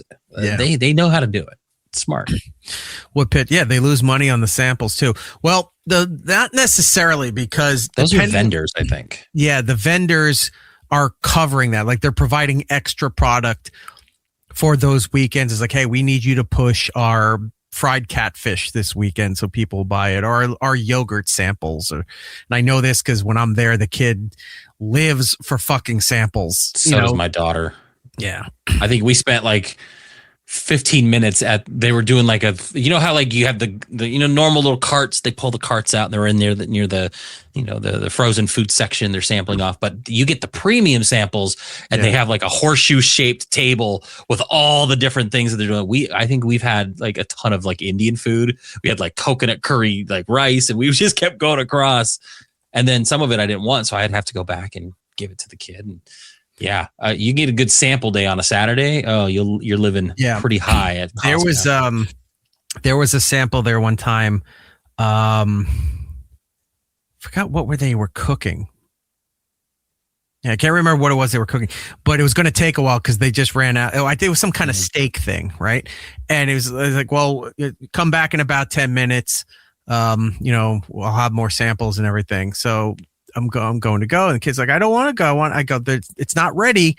We have to wait a little bit before they're ready. So we'll go out and do stuff and come back. She goes, no, I can wait. Oh, you can wait. Yeah, just drop her off. She's going to sit there and wait for the steak samples. I think it was steak.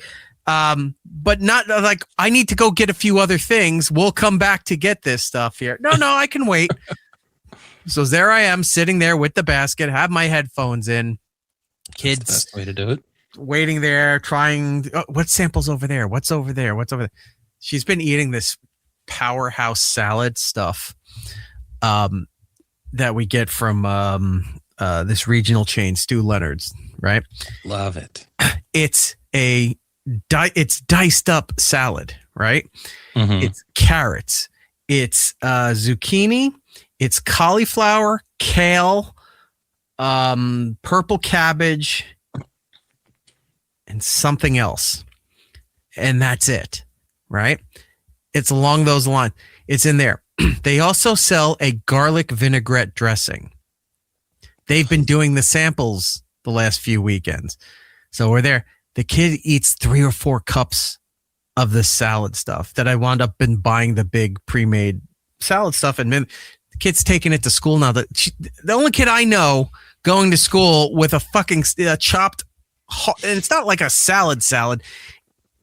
Those are harder. Pulls out a Tupperware with a nice wedge salad. These kids are eating like their gross pizza and milk. Yeah. She had salad twice this week with the garlic vinaigrette dressing. I'm like, oh, they must have loved it. Your kid eats better than most I have seen. It's wild. Look, I'm happy she likes to try all of this stuff.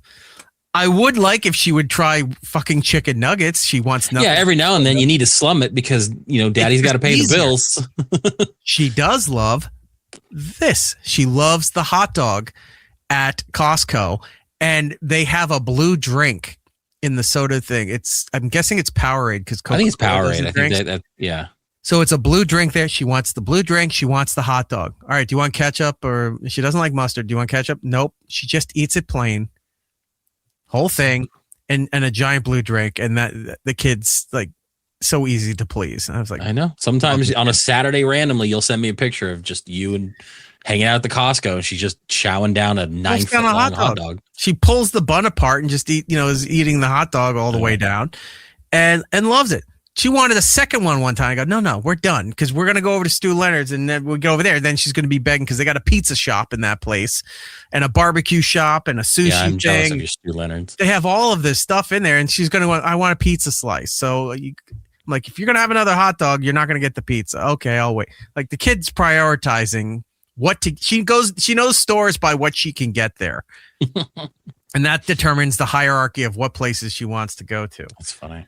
But yeah, they got to do better with their condiments though, because they're using regular Heinz ketchup. They're using Heinz yellow mustard. They need a sauerkraut in there. They need a spicy mustard in there.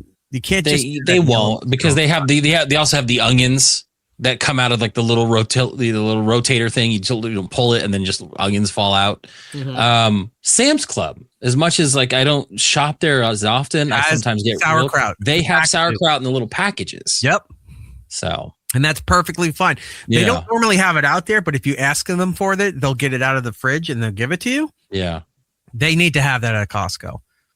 Anybody that sells a hot dog, you have to have sauerkraut. I know people like relish, some people like chili, some people like diced onions and all that. That's fine, but you need to have sauerkraut with all of that, which reminds me, I have to go back to the German place. I haven't been there in a while to go get those hot dogs again and all the other fun stuff. Since we're talking about food and everything, you're in the room here. Hit like, hit subscribe, and tell your 2 friends so they can tell 2 friends, et cetera, et cetera. We'll finish up with the food stuff here. Frito-Lays is in a bit of a quandary. They got caught raising their prices to a point that consumerism has dropped immensely. Now, in this video, I'm going to show you, they're going to break down what they've been doing. But in recent news, Doritos were seen as high as $7 a bag in most stores. And I'm talking Target. I'm talking Walmart, those kind of places. People were outraged that they're a bag of Doritos, and it's not like the giant party size or whatever, family size, whatever. These are the regular bags, $7 for Doritos.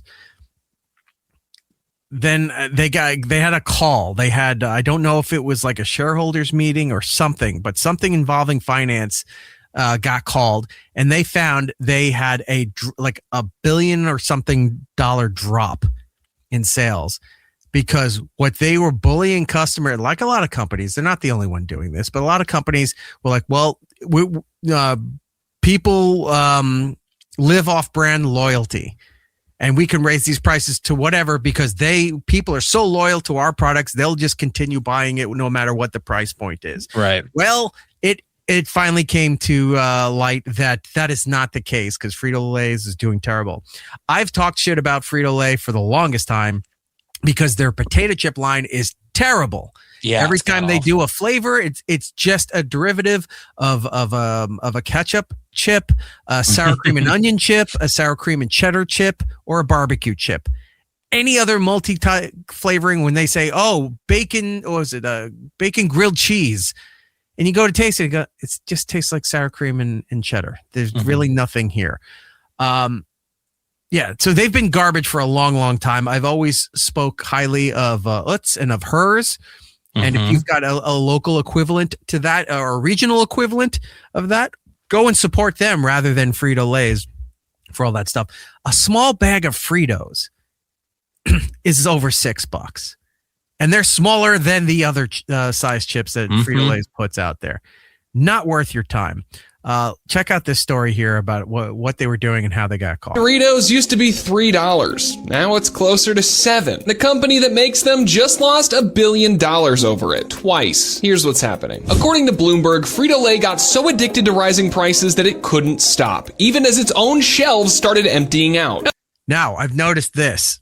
Like in Walmart, the Lay's section is a lot smaller than it used to be. No one's buying that. It used to be like the Wise section, which nobody really talks about Wise chips and stuff anymore. Yeah. Maybe what's the one that the people love? Not Snickerdoodle, something Doodle.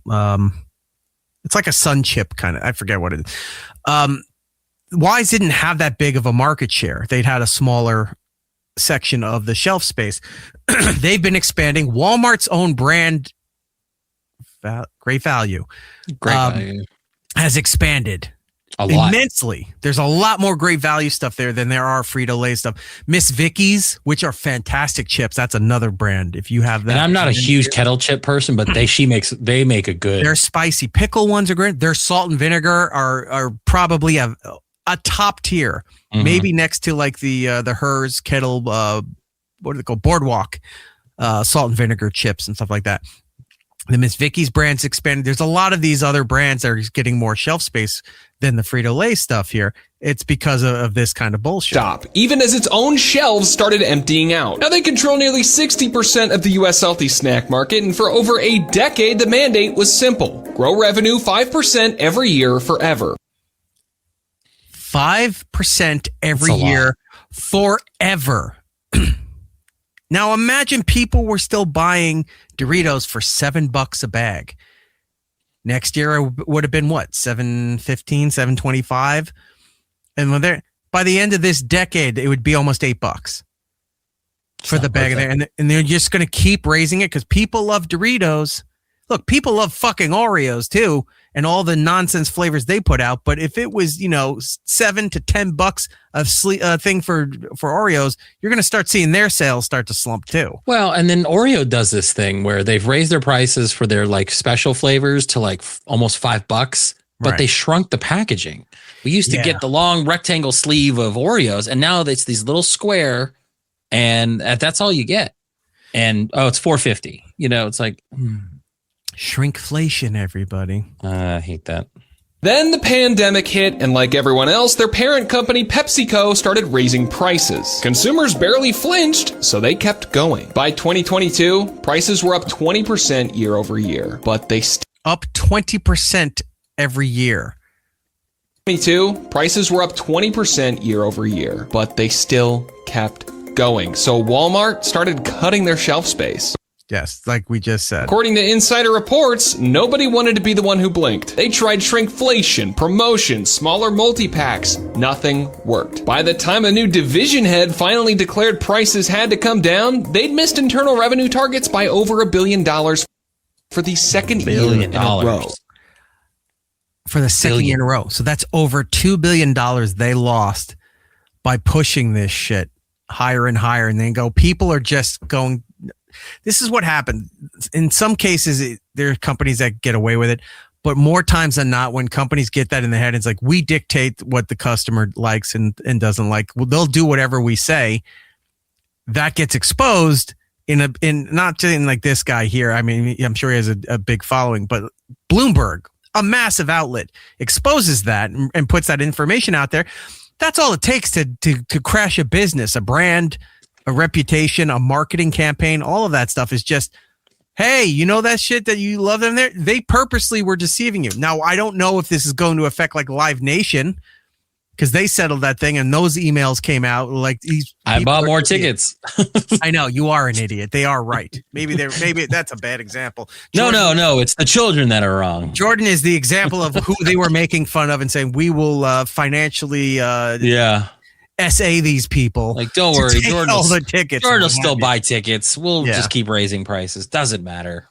But let's continue on here. Yeah, they lost over $2 billion in 2 years. Over $1 billion for the second year in a row. Now this matters because this isn't just some chip story. It's what happens when a company mistakes pricing power for consumer loyalty. Surprisingly, most people are actually on the same page here. 42% of consumers were already buying fewer snacks because of the price. In response, PepsiCo and Frito-Lay started rolling back prices. So the central debate isn't whether these cuts were needed, it's whether this is enough, leading some shoppers to put it pretty bluntly online. A 50-cent rollback on a bag that jumped nearly 50% isn't a correction, it's a press release. PepsiCo's CEO says he'll know by summer if the rollbacks are working. So here's the big question. Have you changed what you buy in the chip aisle, and would a small price drop bring you back? Let us know in the comments. Check out our website. All right, well, you get the idea from that.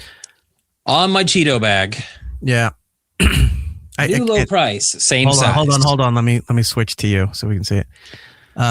Same size, new low price. This cost me $3.50. All right, that's better It's better, but it's still, this isn't, I mean, this shouldn't cost $4 and $4.50. Like, this is not worth that. And I think I got it on sale. Yeah, it's not worth it at all. Like Utz and Hers and everything. Every other week, it seems like how Pepsi and Coke do it. Like Coca-Cola's on sale for this week, and then the next weekend Pepsi's on sale, or like they space it out 2 weeks. Coca-Cola's on sale for this week, and then 2 weeks Pepsi. You know, they know, they rotate, they compete against each other. The chip companies and snack companies do that too, if they know who their main competitors are. So I rotate between the Hers and the Utz stuff, because like for the Utz, it'll be like 2 for $6. Okay. And then Hers will be over here 2 for $6, or 3 for 10, depending on not the family size, the smaller size stuff there. And you go, okay.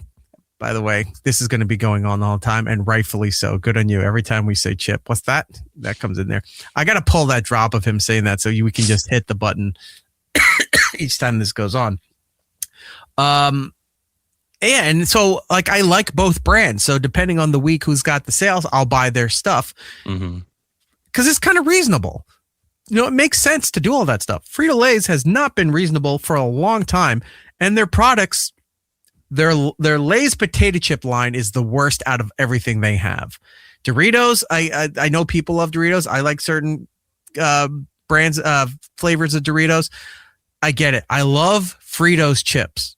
Oh yeah, Fritos corn chips are the best. I wish they had the ranch back out for a while, and that went away again. I can't find the ranch chips anywhere, which sucks. But I gotta say, I'm not a barbecue person, but I got this in a little pack, the little flavor twists honey barbecue Fritos. I've tried. These aren't terrible. They're not. I'm not a barbecue chip person. No, Cheetos is okay too. Like I don't mind. I hate flaming hot everything. That's another reason to hate lit. Yeah, but I have to say, flaming hot dill pickle is top tier. Like okay. So good. I have that over there for the chip show. What's that? So we'll do all of those things. Woodpit, I miss Doritos 3D. That was just a gimmick. There was no change in the flavor. You're eating. It's essentially a Dorito with an air bubble in it that they were purposely doing. So, Intersect saying, I like flaming hot barbecue Ruffles. I've seen those. They have the steakhouse barbecue Ruffles flaming hot. I have not tried those. I want to, but I haven't done. I also want all dressed Ruffles chips back. Yes. I don't want the regular. I saw the Lay's ones. I don't want the Lay's all dressed. They're garbage. The Ruffles ones are fantastic. The Canadian ones are even better. Again, we have to reiterate this. The American tastes more barbecue. The Canadian version is more vinegar, and the Canadian version is the fantastic one. Superior. But I liked seeing Frito-Lays getting whacked in the dick here by the consumers and by their earnings and whatever tanking because they got too greedy and putting out price gouging for a product that is okay at best. So hopefully, what was that? Chopsticks? Would put eat flaming hot hots with chopsticks to save your fingers. Yeah, I have been. You can see they're red on the end. Remember a while ago, it was becoming a trend that kids were going to the hospital or whatever because they were eating too much flaming. Yeah, they kept messing with the Takis and flaming hot. Kept messing with their stomachs. They're like 15-year-olds with ulcers. Let's do the world a favor and do flaming hot Tide Pods and just solve all of these problems in one promotional push. Pod Pettingill. Indeed. All right, moving on. If you're in the live room here, hit like, hit subscribe. We would appreciate that. Get yourself a membership to the archives, to bonus material. We got a new bonus episode coming this weekend here. Do you want to do the baseball stuff or do you want to go into sports? Where do you want to go here? Baseball is our sport. Sorry, baseball is space, I meant to say, not sports. I mean, I like the space stuff. You know me. I'm going to be all into that. We can do that. All right, we can do space stuff. The Artemis II mission is reaching its conclusion. Yep. As we do the show, it is preparing to enter Earth's atmosphere tomorrow when the show goes out through radio, through iHeart and all that. If you're listening, then it's happening this day at this time. Early afternoon, I believe, was the estimated window Or if you're listening on Monday, how did it happen? Did they land okay? How are things? You can listen anytime.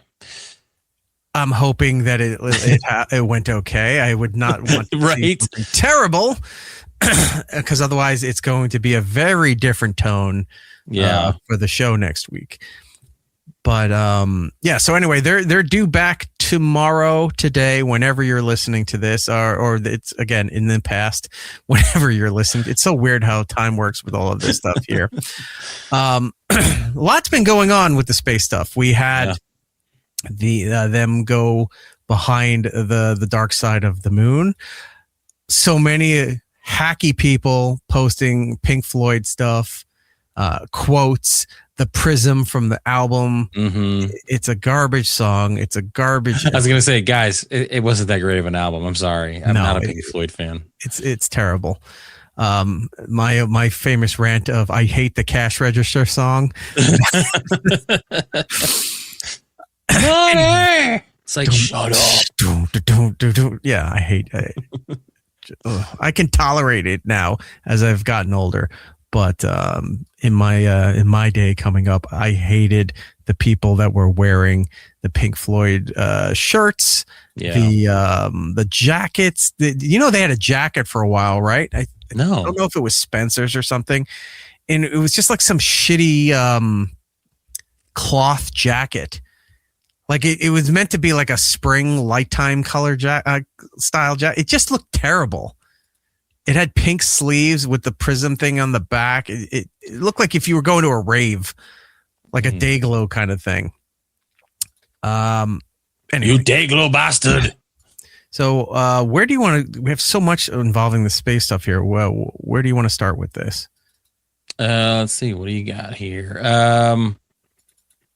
Let's start here on Earth. Do you have the Vegas Sphere stuff on there? I do. So right. As the launch was happening and through the end of last week, the Sphere, if you're not familiar with it, is a giant eyesore right in the heart of Las Vegas. It's essentially a giant circular LED screen. It's impressive when you see it in person, though. It is, but I've seen people where it's like you can't, even the curtains on the hotels near this Sphere is it's still when you're that close. Yeah, imagine if the thing played music. Or talk or whatever, how annoying that would be. Like, oh no, it's a giant snow globe that won't stop playing Christmas music. So the Sphere was nice enough to celebrate this historic moment, and they acted accordingly. Take a look at this. That's pretty cool, though. Reed, Victor, Christina, and Jeremy, on this historic mission, you take with you the heart of this Artemis team, the daring spirit of the American people and our partners across the globe, and the hopes and dreams of a new generation. Good luck. Godspeed, Artemis II. Let's go. Isn't that cool? That is really cool. For the radio audience, the Sphere became the moon, and it just has the Orion capsule just floating around it like it would be IRL. But when I saw that, I was like, that, all right, that's a good use of using this Sphere. And it's not even like it's a promotional tool. It's not an advertisement. It was just, hey, this is a significant world event. Let's be a part of it in some small way. Yeah, on the outside, it's the moon. On the inside, it's No Doubt singing Don't Speak. Or the Wizard of Oz. Right. I know somebody that actually went. Him and his wife went, and he said it was fantastic. Yeah, I heard it's really good. I mean, the use of AI, you can be one way or the other, but for everyone that I've talked to that has had the experience to see it has said it's been very impressive. So it is what it is. It is. Let's move on to the fact that while in the ship, another historical first, they allowed a electronic seeing eye dog. It's just that they. It's got an eye patch. It's the dog from Target. It's cross promotional. They allowed an electrical device in the mission that they did not build. Oh. Or commission or whatever. They allowed an iPhone to go into space for the first time. Now you're thinking, well, what's a big idea? What's a big deal that it's your cell phone? Who cares? Well, they have to go through every element of the phone because there could be things. It's a lithium battery in your phone. It could explode from the pressure of the G's going through the atmosphere. Like there's all of these factors that come into play. My phone freaks out when it's too hot and it's trying to charge in my car. And it goes, we're halting the charging feature because it's too hot. So now they take it into space. This iPhone was not made especially for the astronauts. It's just the iPhone 17, and somehow it passed all the qualifications and scans to bring it into space here. Check this out. Personal computing devices, so we can load stuff on them. We also got iPhones recently, so I don't think I can actually say that as a government employee. We have small, highly powerful computing devices that we will take with us with outstanding cameras. Shot on iPhone, just taken to a new level. Space. NASA's astronauts took these breathtaking photos of Earth with an iPhone.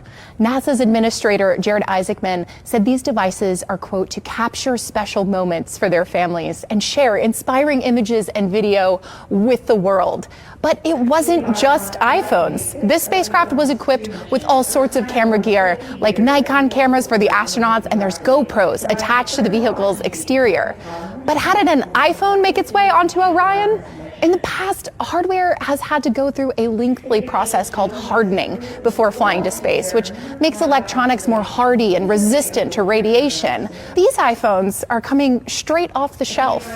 But to get these devices on board, NASA had to conduct an extensive safety analysis, making sure the phones won't pose any risk to the crew as they float about the cabin. They're just sitting there tapping it with a hammer, throwing it against the wall, throwing it into fire, dropping it into a pool. I'm afraid to set my phone down face down, and these guys are maybe I'll relax a little bit about how I set my phone down at this point. Chip Chipperson real saying they brought it in through the prison pocket. Oh no, they've keistered it. It's got the fisheye thing on there, so it looks like when the ants were loose on the spaceship in The Simpsons. It's like I, for one, welcome our new ant overlords. This reporter may have spoken a little too soon. Won't pose any risk to the crew as they float about the cabin, potentially bumping into. Careful, they're rigid. Things. According to Apple, the company wasn't involved in NASA's approval process, but this is the first time that yeah. They haven't re-entered yet. iPhone has nothing to do with this. Until they're safely on the ground, Apple was distancing themselves. No, and then the second that it's done, there'll be ads everywhere that they got home safely. Imagine it was just like it passed inspection, but it overheated in the charging process and set the oxygen tanks ablaze, and they all cooked to death inside, like that. What was it? That first Apollo mission? Apollo 1, yeah. Yeah. Into things. According to Apple, the company wasn't involved in NASA's approval process, but this is the first time that an iPhone has been qualified for extended use in space. You're right. So they're not claiming anything to do with this until they touch down and they're good. Then you're going to see ads everywhere. The first cell phone in space, it's going to be a major promotional tool for Apple. I've seen Nutella. They were smart. It's getting a lot of run because the bottle at one point, it wasn't even like a news feed or whatever. It was just the live streaming feed on NASA. And they're doing something, and a bottle of Nutella just went floating past the screen. So they're going to be going crazy with that once these companies are not jumping on this until they're home safely. Then you'll see Nutella in space, iPhone in space. There was another company that was that's looking to do this too. I'm trying to damn it, I just had it in my head and I can't remember it now. Wasn't Nutella? It wasn't that. Oh, the girl from Fantastic, Jessica Alba. Oh yeah, with the Honest Company. I didn't know she owns the Honest Company. Oh yeah, she helped develop it because I guess it was with her kids. For my kid, the shampoo, conditioner, the hair detangler, all that stuff is Honest Company stuff. They made a mention for products that they were looking to have ready for them when they got back, and one was a lotion, some kind of hand lotion, yeah. that was made by the Honest Company. And there's Jessica Alba watching the video in a car, because that's the new studio now. You got to have your reactions in a car for some reason. She was overwhelmed by it, and she's like, I can't believe, when we started this company, it would grow to this level, whatever. That's the right thing to say now. Again, the second they touch down and they're safe and everything's clear, you'll see Honest ads at Target and everywhere else that, lotions in space, Nutella in space, all of this stuff. Pigs in space. Dude. That'd be great. That would be, Disney will have to figure out a way. Yeah, 100%. When they're going to, because the next mission's when? 2027.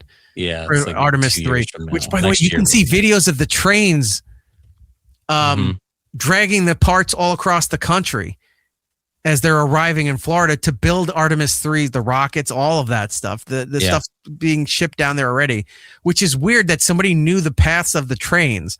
And that's the one where Artemis fights Ivan Drago, right? Correct. Right. Artemis 3. Hulk Hogan's in there for a few minutes, peddling his beer. The Artemis 3 mission is in 2027, which is where they bring the capsules. That's basically their Amazon delivery. They're going to be delivering all the stuff. They have the stuff for the lunar base that they're going to launch from the capsule down to the moon. And then the fourth one is where they come down and piece it together and try to live in the thing, which is in 2028, I believe. I think there's 5 Artemis missions that's taking us out through the rest of the decade. So all these companies are the level of publicity and advertising for them is there's no monetary value for it that these products are in space. So you can look for all of that stuff. What else do we have here for you? Oh, let's talk about the Reentry, actually. What's going on, the process of how all that's going to work. Somebody, I saw a comment, said, and this is how you know the generation gap between people who grew up with the space program like we did and people now who are just now knowing that we have a space program at a young age. There was a comment, I should have screen capped this. He said, oh, this looks like whatever, that thing in Fortnite where you can dive? Mm-hmm. You can have like streamers and all this other stuff that's flying as you go down. Apparently there's one where there's a fireball in front of you coming down. Yeah. And the animation of the capsule coming into the atmosphere, people were posting, oh, this is the such and such thing from Fortnite. Yeah. And I went, this fucking space program is not lifting anything off of Fortnite. It's literally been around since the 60s. Yeah. Not everything is a Fortnite thing, guys. No. I laughed at it. It wasn't something to get mad at because it's a generational gap. But, like on TikTok when people go, hey, guys, I got something different. Did you know you could do this or whatever? And it's like, that's been around for 100 years. And they all act like because they discovered it, nobody else knows about it. It wasn't the same. They're like, hey, that's the thing from Fortnite when you're gliding, whatever it's called. When you know what I'm talking about, right? Yeah. I can't think of it. It's not a glider. It's not the contrails. Yeah, whatever, that kind of stuff. Yes, Fort NASA. Maybe that's the name of the episode, Kip. Thank you. Fort NASA. Okay. Fort NASA. We have no other title suggestions right now, so that's the winner by default. For the time being. Anyway, entering the atmosphere is a simple but dangerous process. Mm-hmm. It's essentially you're skimming against the atmosphere, which apparently is about half the temperature range of the sun. And you have 3 stages of parachutes, and you got to crash into the ocean and hope for the best. Yeah, at like 25 miles. We have no other civilized way to get these things back into Earth other than, hey, let's just light the car on fire and run through the building and hope it survives at the end and pull everybody out. It's essentially a crash test dummy stunt course. Good luck. Back in from space. Oh, and you can't control it.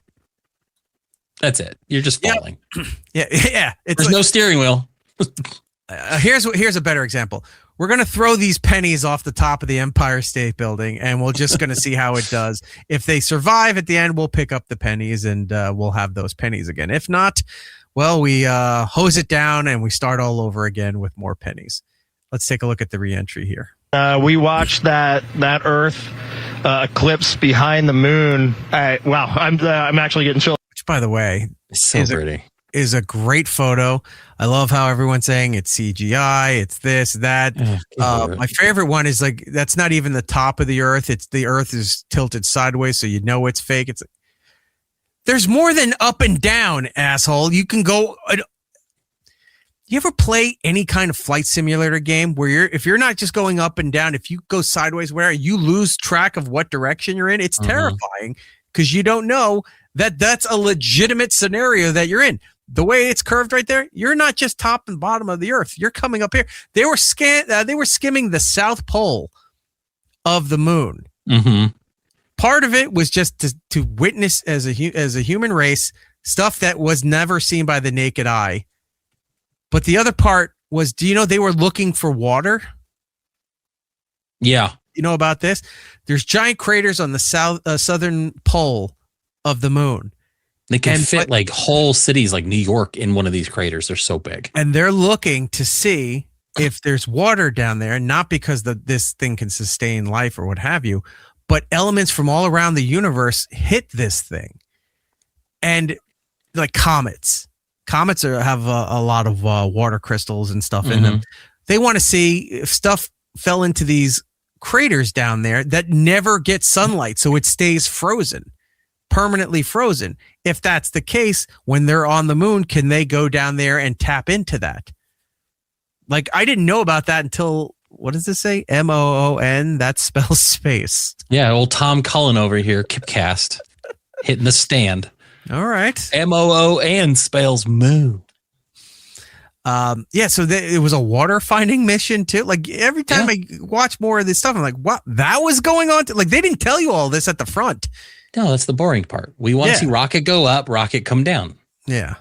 Right now, just think about my palms are sweating. Artemis II's lunar loop was a flyby. Yeah, look at that too. They got a solar eclipse out of it as well from the other side. Yeah, so cool. It is. And they were saying, it's like, oh, and you see that light coming on here? That's not the sun. That's the sun reflecting off the Earth.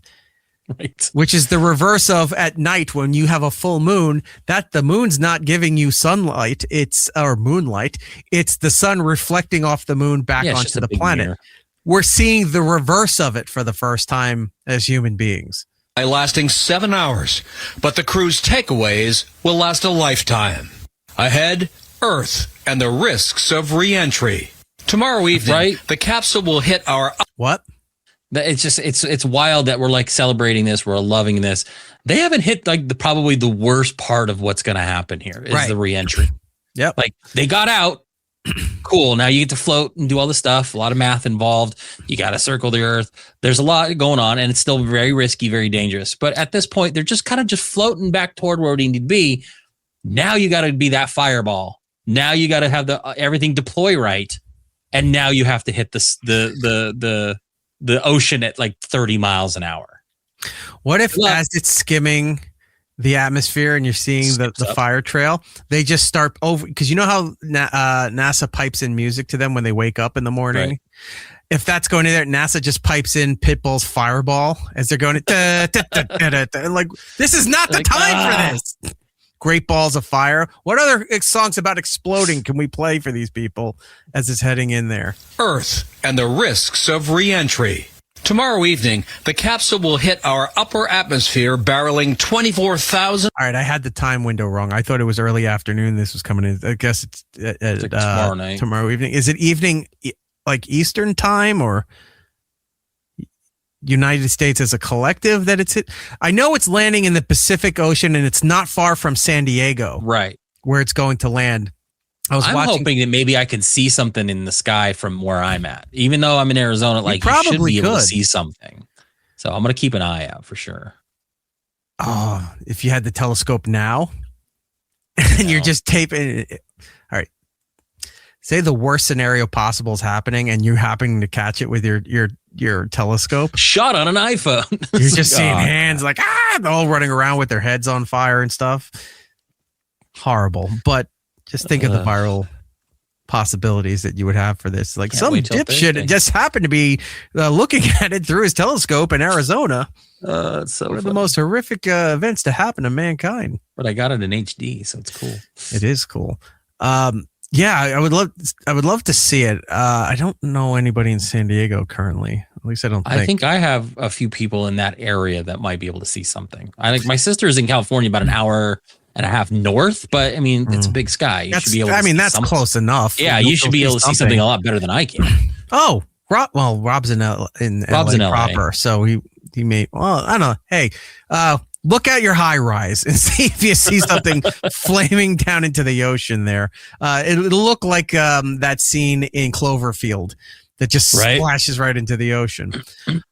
Yeah, I would love to see that in person. Yeah. But again, it's landing not far from San Diego in the Pacific Ocean. I was watching something on NBC today.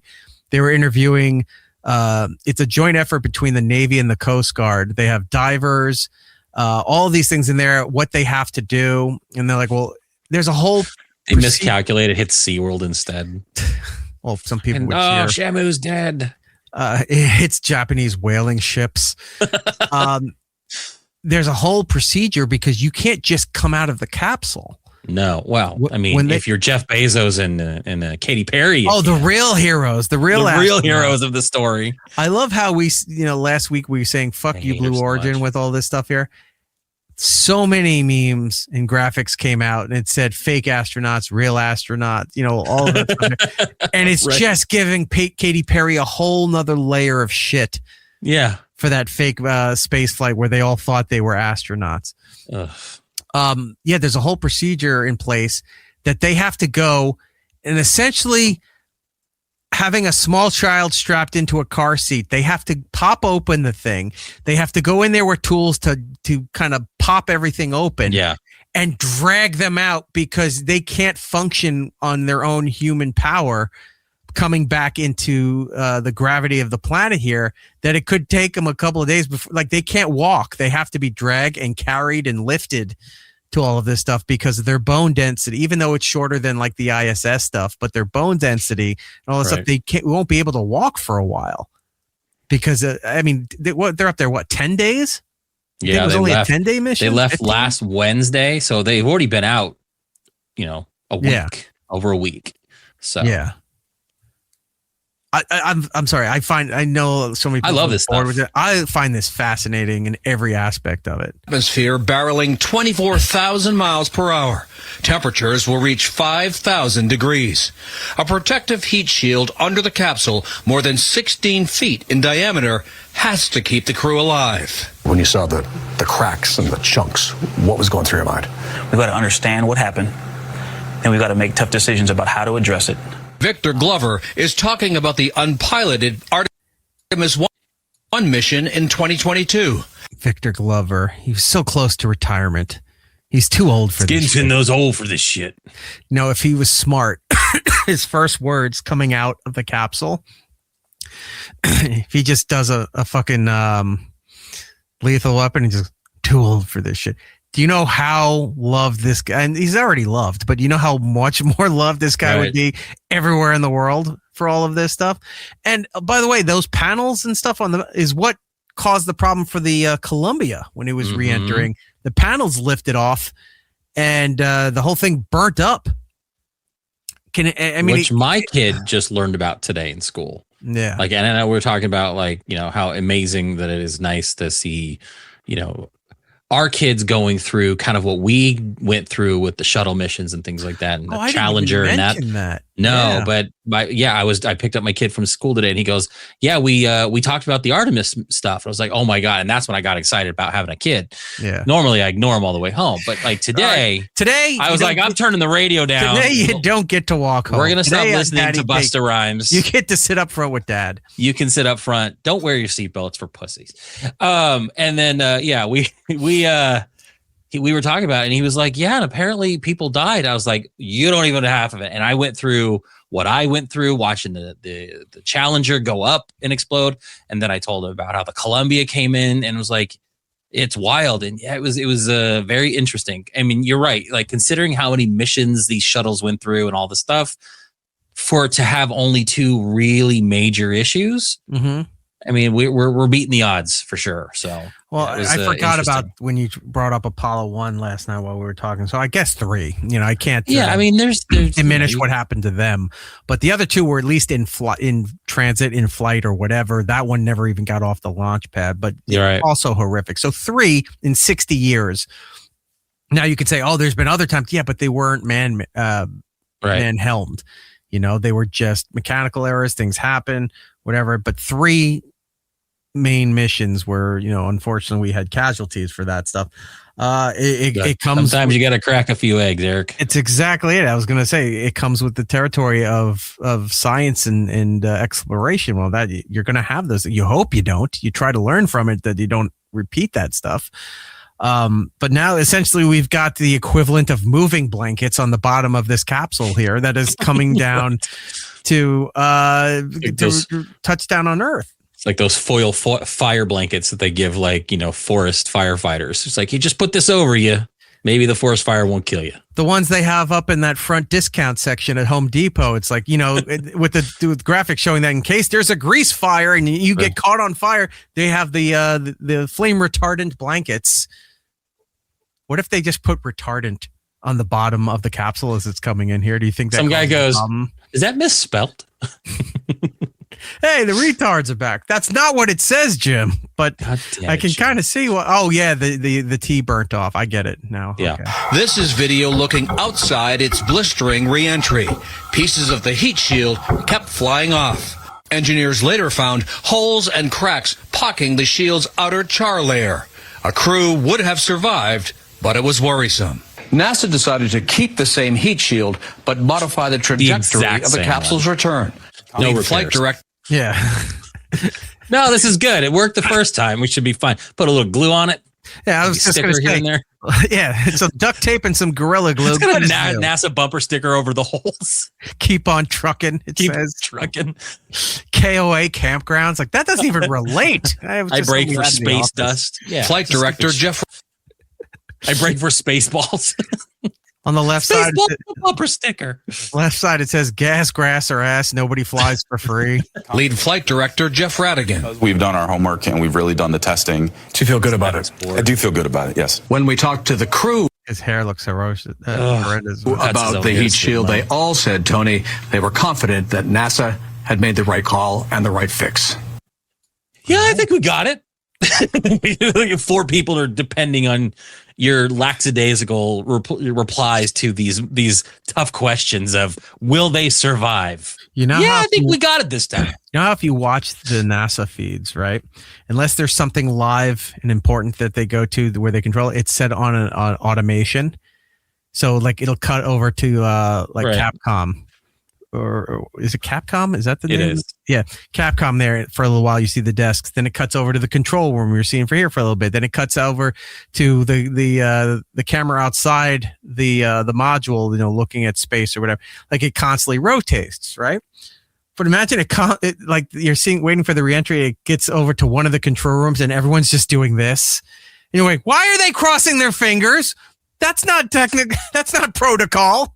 What is happening here? Who let that guy in there with the rosary? He's like, oh. I don't know, man. Look, we had cost cutting measures instead of, duct tape. We had that 3M and gaffer's tape. We're hoping that holds. We're hoping. Oh, man. That's what we're relying on to bringing these people back here. Right. But the photos they were getting are amazing. Look at this. Yeah, it's really pretty. I love that stuff. I love staring at this stuff there. Look at that. This one, that bright spot is the one that they named after the one guy's wife who passed away. Carol, I believe. Carol, yeah. So that vicinity right there is named after his wife. Look at that, the southern pole of the moon. That's really cool. This is probably my favorite. Yeah. That was really, I love that stuff. It reminds me of some of those sci-fi things where they show like prison planets, or isolated galaxies where there's just, dead planets floating hopelessly. They all look like that. And this is just the moon in the the solar eclipse. It looks great. Where did Eric get that last X-ray of my colonoscopy? That is confidential. Different black hole, my friend. Confidential information. What did I see you just sneak up to your console there? What did you bring I was up? moving something. Last week we had talked about like Lego makes some really cool NASA sets and things like that. Right. After the show, I was searching the internet. There was a set that's been discontinued, and I knew it wasn't going to be cheap.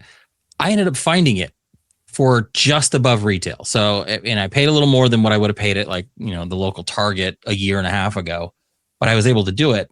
Part of it comes with a Hubble telescope, which I've already built. There's the Hubble. Oh, wait, let me bring you up here. There we go. You got the Hubble telescope. It's a little display piece, pretty cool. Is that real metal or is that just painted chrome? No, that's all chrome Put it Legos. back up for a second. All right, put that up there. Wow. Yeah.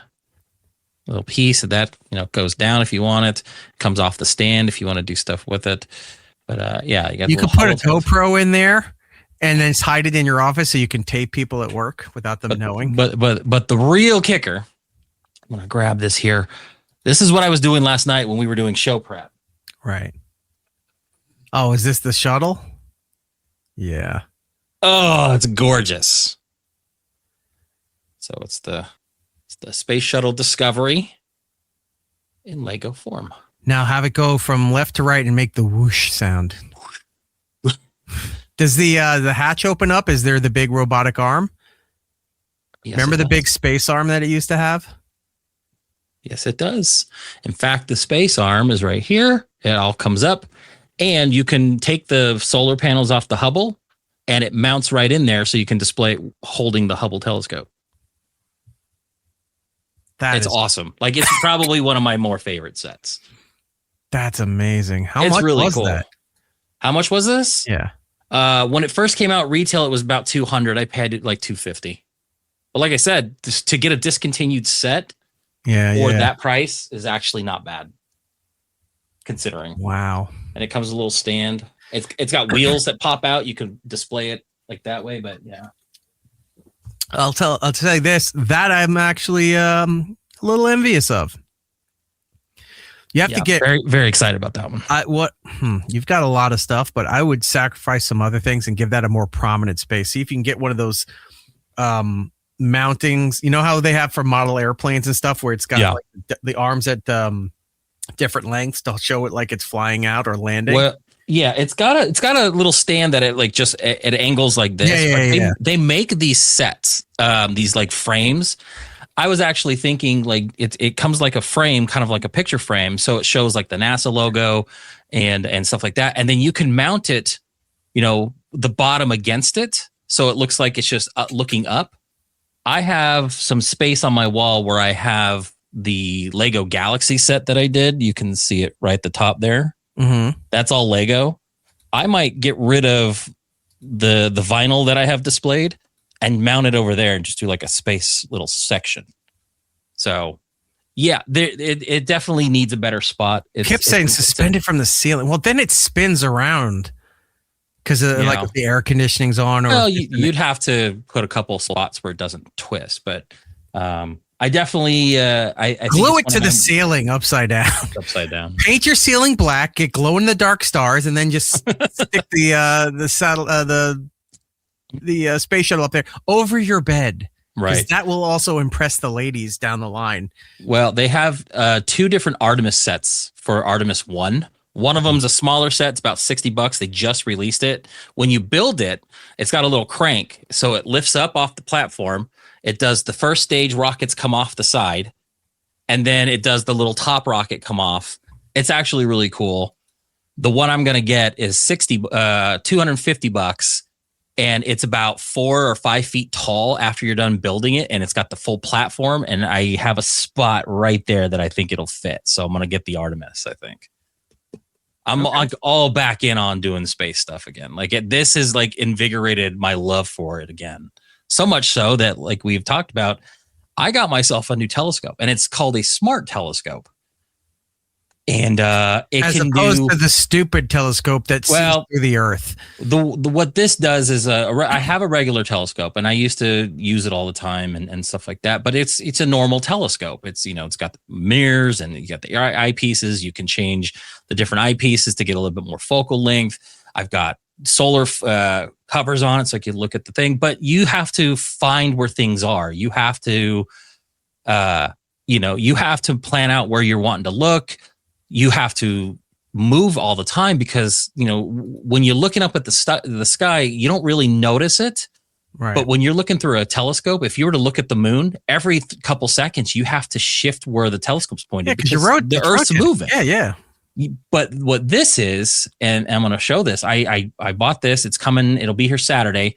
This one's called the Dwarf Mini. And you mount it on a tripod, and it's all electrical. It's got little motors in it. It hooks up to your phone, and you can literally tell it what you want to look at. It does the gyroscope and knows where it's at, and it points to where it needs to be, and it takes pictures. You can set it for like 90-second pictures, and it does the pictures, and you can take hundreds of them and then layer them, and you can get pictures like this. And this is an actual picture that telescope took.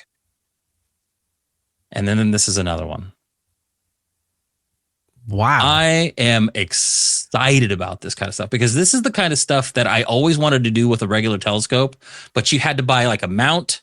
You had to put like a camera on it. This is all built in and it's all user friendly. It's beginner friendly. As cool as all that is, doesn't it take something away from the fact that you're not manually adjusting it and trying to focus and find it on your own? I have my other telescope for that kind of stuff. I could still go old school with that, but I think as far as like, if I want to do like astrophotography, this is going to be great. Like, I think this is gonna be fun. You can get really good shots of the moon. It's got a solar filter you can put on there. You can do you can see sunspots. So I'm excited to just do something fun because I live in an area of Arizona where I'm away from the city. There's very little light pollution. So I can just set it up and I can let it run for 2 hours and come back, throw it on my computer, get everything edited, and have just the most amazing looking pictures. And I'm excited to do that kind of stuff. And I'm just it'll be fun. It should be for the amount of money that you're spending on it. You really should be. And this thing is maybe about this big. Like, it's small. You can like pack it up real tight and you can take it anywhere. It's very light. But I did all the research on it, and this is one of the best things you can buy for the price. And I'm like, all right. Remember the days they just were these big, giant, clunky like cylinders of stuff? That's what I have. I have a big, clunky cylinder one. In your pants. It's true. Well, that looks great. I can't wait till when you get it, that you start recording videos, photos. Bring them on here. I'd love to see what you're doing with it. I'm going to do, I'm like I said, it should be here Saturday, which was actually very surprising. I ordered it yesterday and I got the shipping label last night, and then it'll be at my house Saturday. So I might run it. If I can get used to how it runs and does stuff, I might set it up in the backyard, just see what I can get the first night. But yeah, I'm going to, what else am I doing at night? Talking to you and hanging out. Saying, I will download Jordan's pictures after he does all the work. I get it. What? That'll be fine. My watermark, it'll be just me bent over. Makes sense. Yeah. Telescopes are underrated. I had a shitty one as a kid. I had a decent one as a kid. Had the black one that was just like one long piece, and it was like, you could see maybe the moon. Mine was like, I think like a navy blue, but like so here's the telescope right here, right? And this is the eyepiece you have to look in. Yeah. But you'd have 3 different little lenses that you would unscrew to put in there to depend on the intensity of what you're looking at. Uh-huh. And of course, I have as a whole bunch of those. Of course, as a kid, you lose them. So I don't know where like 2 of them are. I'm stuck with the really long one that's too zoomed in and you can't focus on anything. So good on you. Now I'm thinking, do I want to go out and get, I doesn't make sense. I got New York City and Newark and just northern New Jersey. So it's full of light pollution. I'm not going to be able to see a damn thing. But like I said, I'm in a good spot for that kind of stuff. So I think I'm excited. I'm excited to do that kind of stuff. And it'll be fun to share this stuff with the kids. My daughter probably not care, but I think my son's at a perfect age where I think he he might be excited and kind of get into it. Like I said, he brought home like that they were talking about, all the different stuff with, the Orion capsule and stuff like that in school. And it just reminded me like how we used to get excited for the shuttle launches. I mean, less excited for Challenger launches, but, very excited about all the other stuff. So it was, it's nice. It's nice to be cool, that stuff to be cool again for a little bit. Don, for the first time in the chat, that we can see him actually. I have a Canon TS6 and a Digma telephoto lens. Nice. That sounds amazing. I also want to point out real quick, Don's on writing us through X, through Twitter here. Something happened with his account. I can't see his in YouTube chats. Like when he goes into Chris's chat when Chris is doing karaoke or whatever, I can't see his comments unless it shows up. Like some people do that thing now where your chat shows up on the screen and you can see it there, but I can't see him in the chat. He comes into our room. He's been here for a long time, but it's not showing up. I don't know what happened and I don't know how to fix it. Like I don't know how to make it so that we can see him in a YouTube chat again. I don't know what happened. Weird. So if anybody out there knows how I think I can fix this, he's not blocked. Like you can go to his channel. He, he's fine. I just don't know why I can't see him in a YouTube chat. So if you're the listening audience, when he says he's not blocked, he's also winking a lot. I'm doing this because I can't do it normally.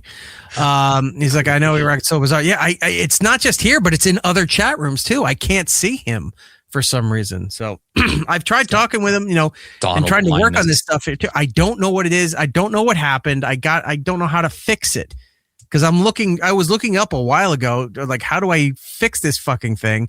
And I can't even find the right way to describe it. That it get anybody post, because usually something happens. There's a YouTube video or there's a Reddit column somewhere that shows you how to fix the most inane things.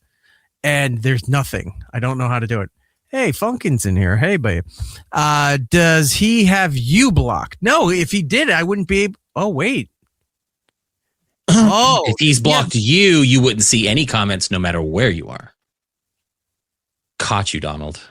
Donald saying, hi, I know I'm not blocked. So we're, yeah, I know we didn't block him. Do you have us blocked? Are you a fake agent? Oh. Now I'm going to have to block him, and that'll solve all our problems. I just figured out my live account. No, I did not block E-Rock. All right. Likely story. I don't know. Very suspect. I don't know how to fix all of this stuff. Very sneaky, sis. But that's for another time. We can't do tech support here on the show. To wrap up the space stuff, what we a lesser known space story that was going on in the midst of the shadow of all the Artemis stuff is that we have talked for a while about, like, there's only 6 or 7 nations that have a space program that sends things up into space. There's actually a pact between various nations. The only ones that are not part of the, I don't know what they call it, is Russia and China.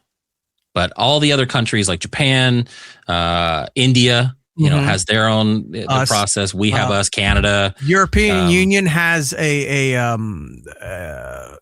group, almost like the UN, a group of countries that work. Essentially, they have a space program. They haven't sent anything up, but they have a space program that develops this stuff, trains astronauts, science, all that stuff, and then works with either, when they send rockets up from Borat's country, was it Kazakhstan, all those foreign bloc countries that are just open space for explosives. There's programs that all do all of these stuff, and then there's countries that don't have anything, and they love showing up in the live chats for when you're watching the NASA stuff. You get the flat Earth assholes in there, but you see a lot of these in there. Oh, Americans with their prayers and all this other stuff. And it's like, if Croatia did this, or I saw somebody talking about Colombia would have a better space program. You've had 100 years or whatever,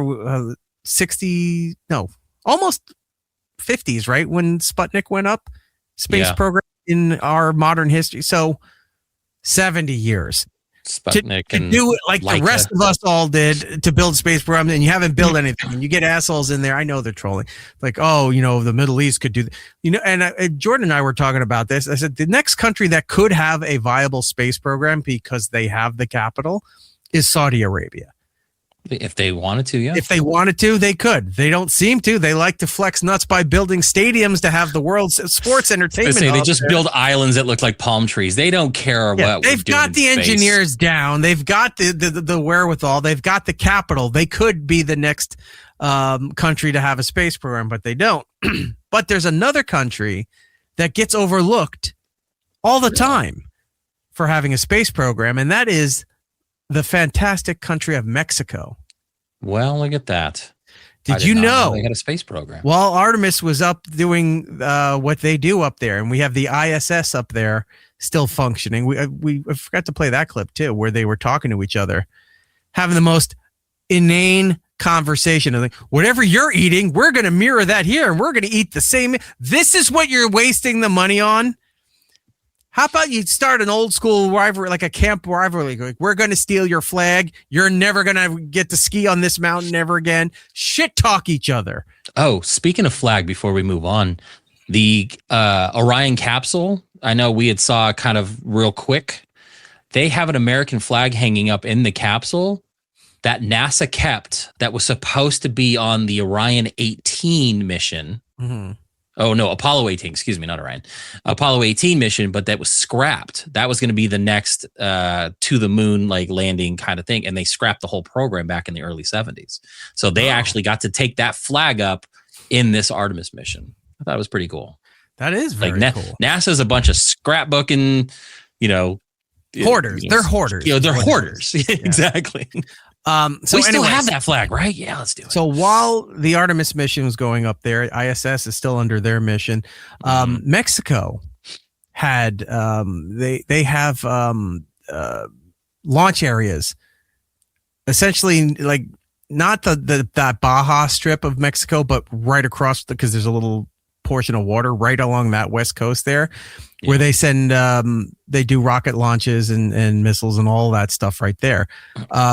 So I got some footage here of what Mexico was doing while the Artemis mission was going around the moon. Let's take a look. Fool, Apollo 13, homie. Houston, we got a problem or what, eh? 0 G's, more like 3 G's here, homie. Hey, aliens, pull up, what's up? I'm looking for my Princess Leia. My Jabba the slut, fucker. Hey, quit being a Darth hater, fool. Hey, American me, more like a Martian me, homie. They call me, hey, Little Dipper, and this is my homie, Big Dipper. We're looking for the man with the DeLorean. Homie, you mean Mandalorian.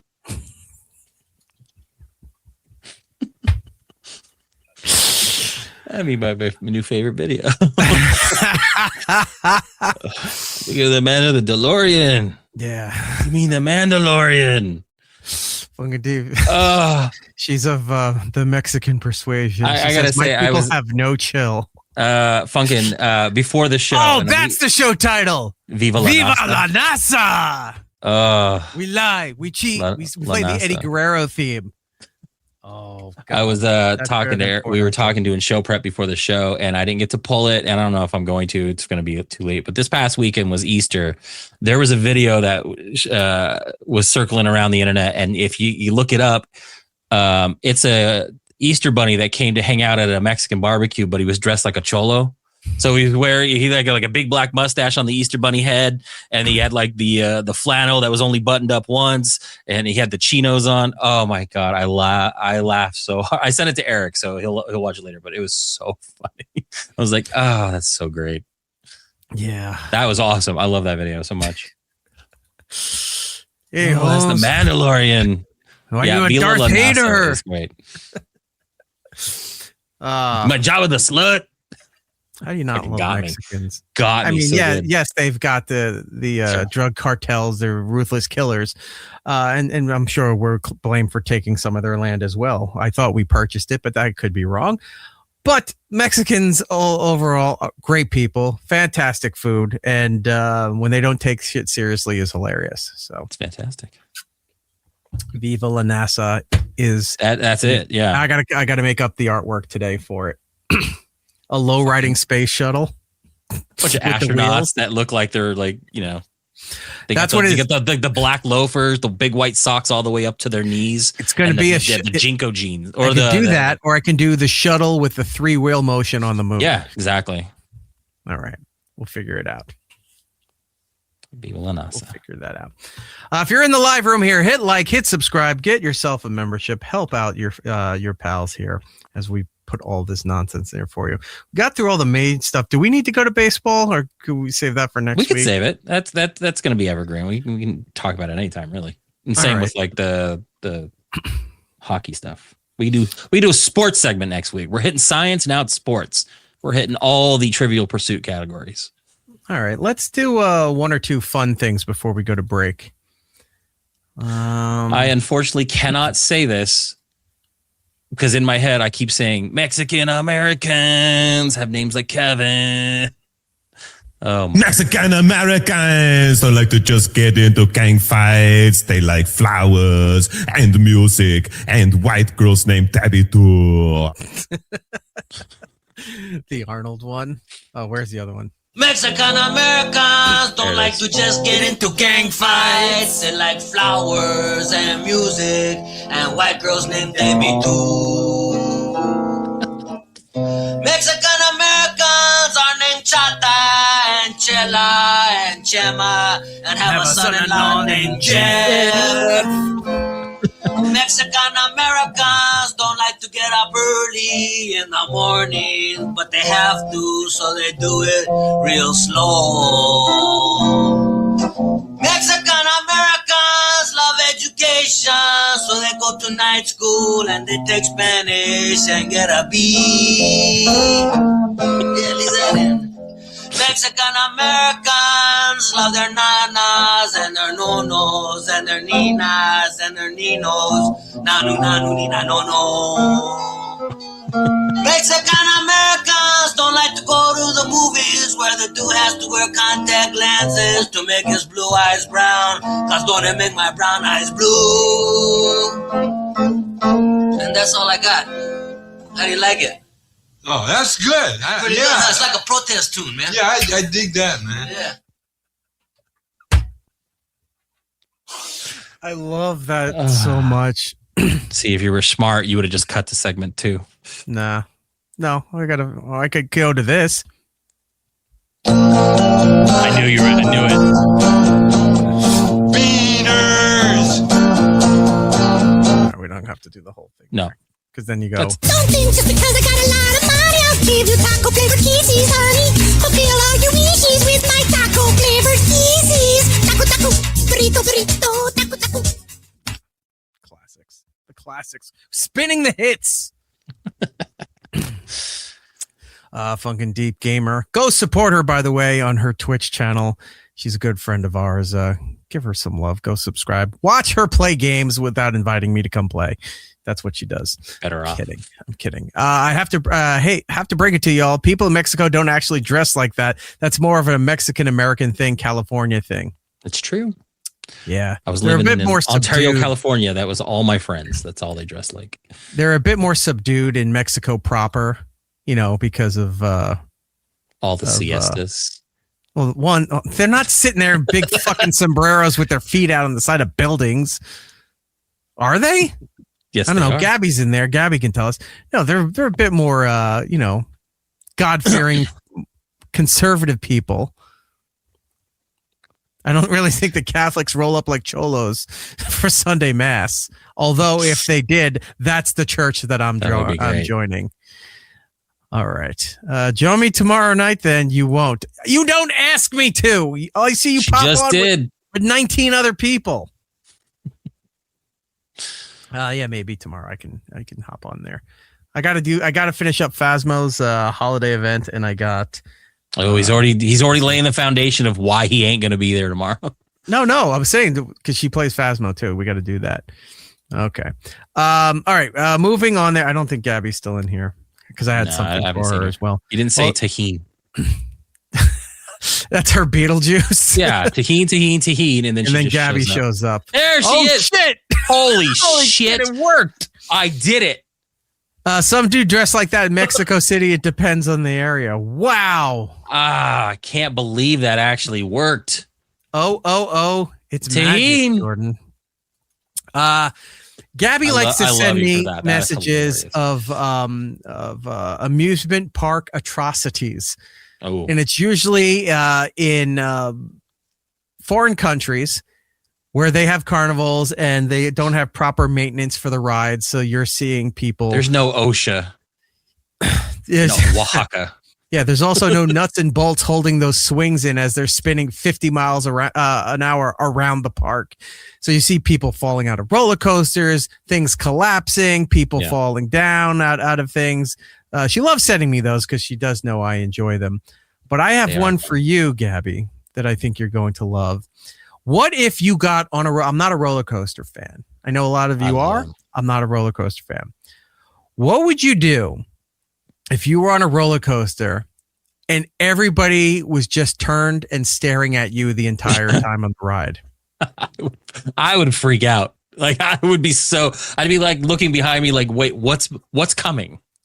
I couldn't do it. Well, here you go, Jordan.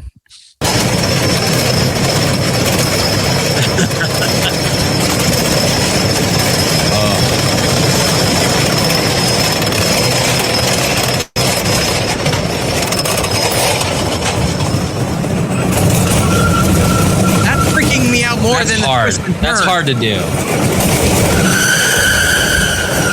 These people are just staring at you the entire time.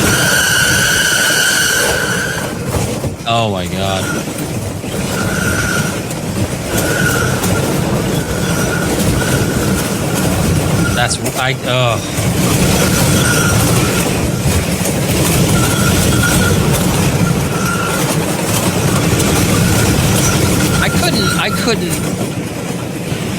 I couldn't not know what's ahead of me.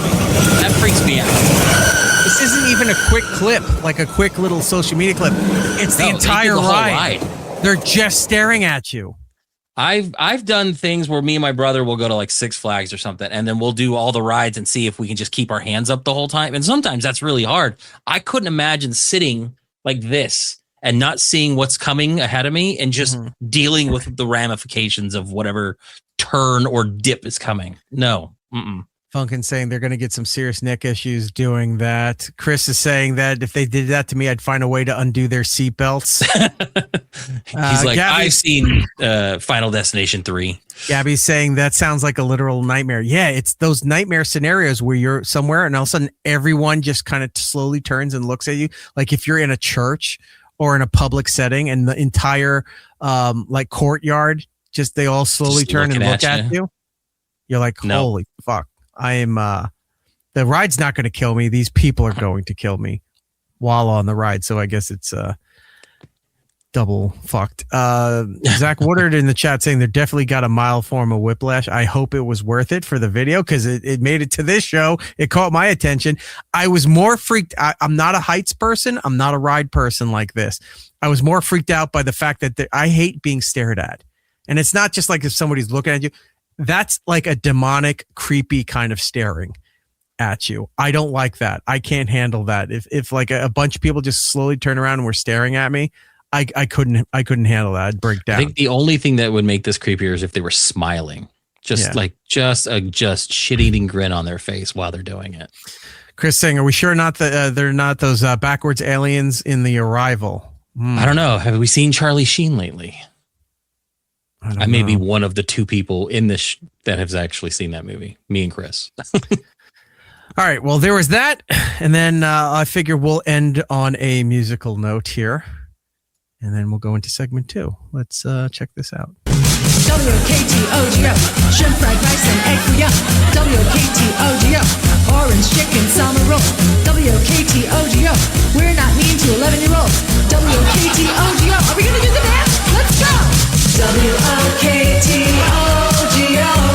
you can take my Wok To Go. WOKTOGO, you can take my Wok To Go. Oh, she's coming to Phoenix. Nice. Yeah. I should have wrote her name down. Oh my God. I'm sorry for doing that. I just played her stuff and I don't have the name to credit her with. Orange chicken. That sounds great. But she was very vocal about Chappell Ronan being an asshole. Yeah, that's the whole thing. Yeah, but she's Asian. She can do Wok To Go if you want. Walk this way. I mean, it all writes itself. It does. They can do it. We can't do it. No, especially when I keep holding my hands on my eyes like that. Where's the other one? Didn't we have another one here? Kip.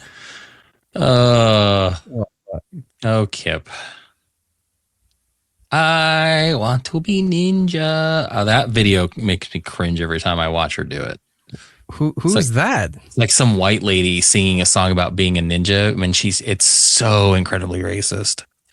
I'll find it and I'll send it to you. All right, please do. Oh, here's the other one. HOTDOGS. Hot dogs are the fucking best. HOTDOGS. Hot dogs are the fucking best. HOTDOGS. Hot dogs are the fucking best. HOTDOGS. Hot dogs are the fucking best.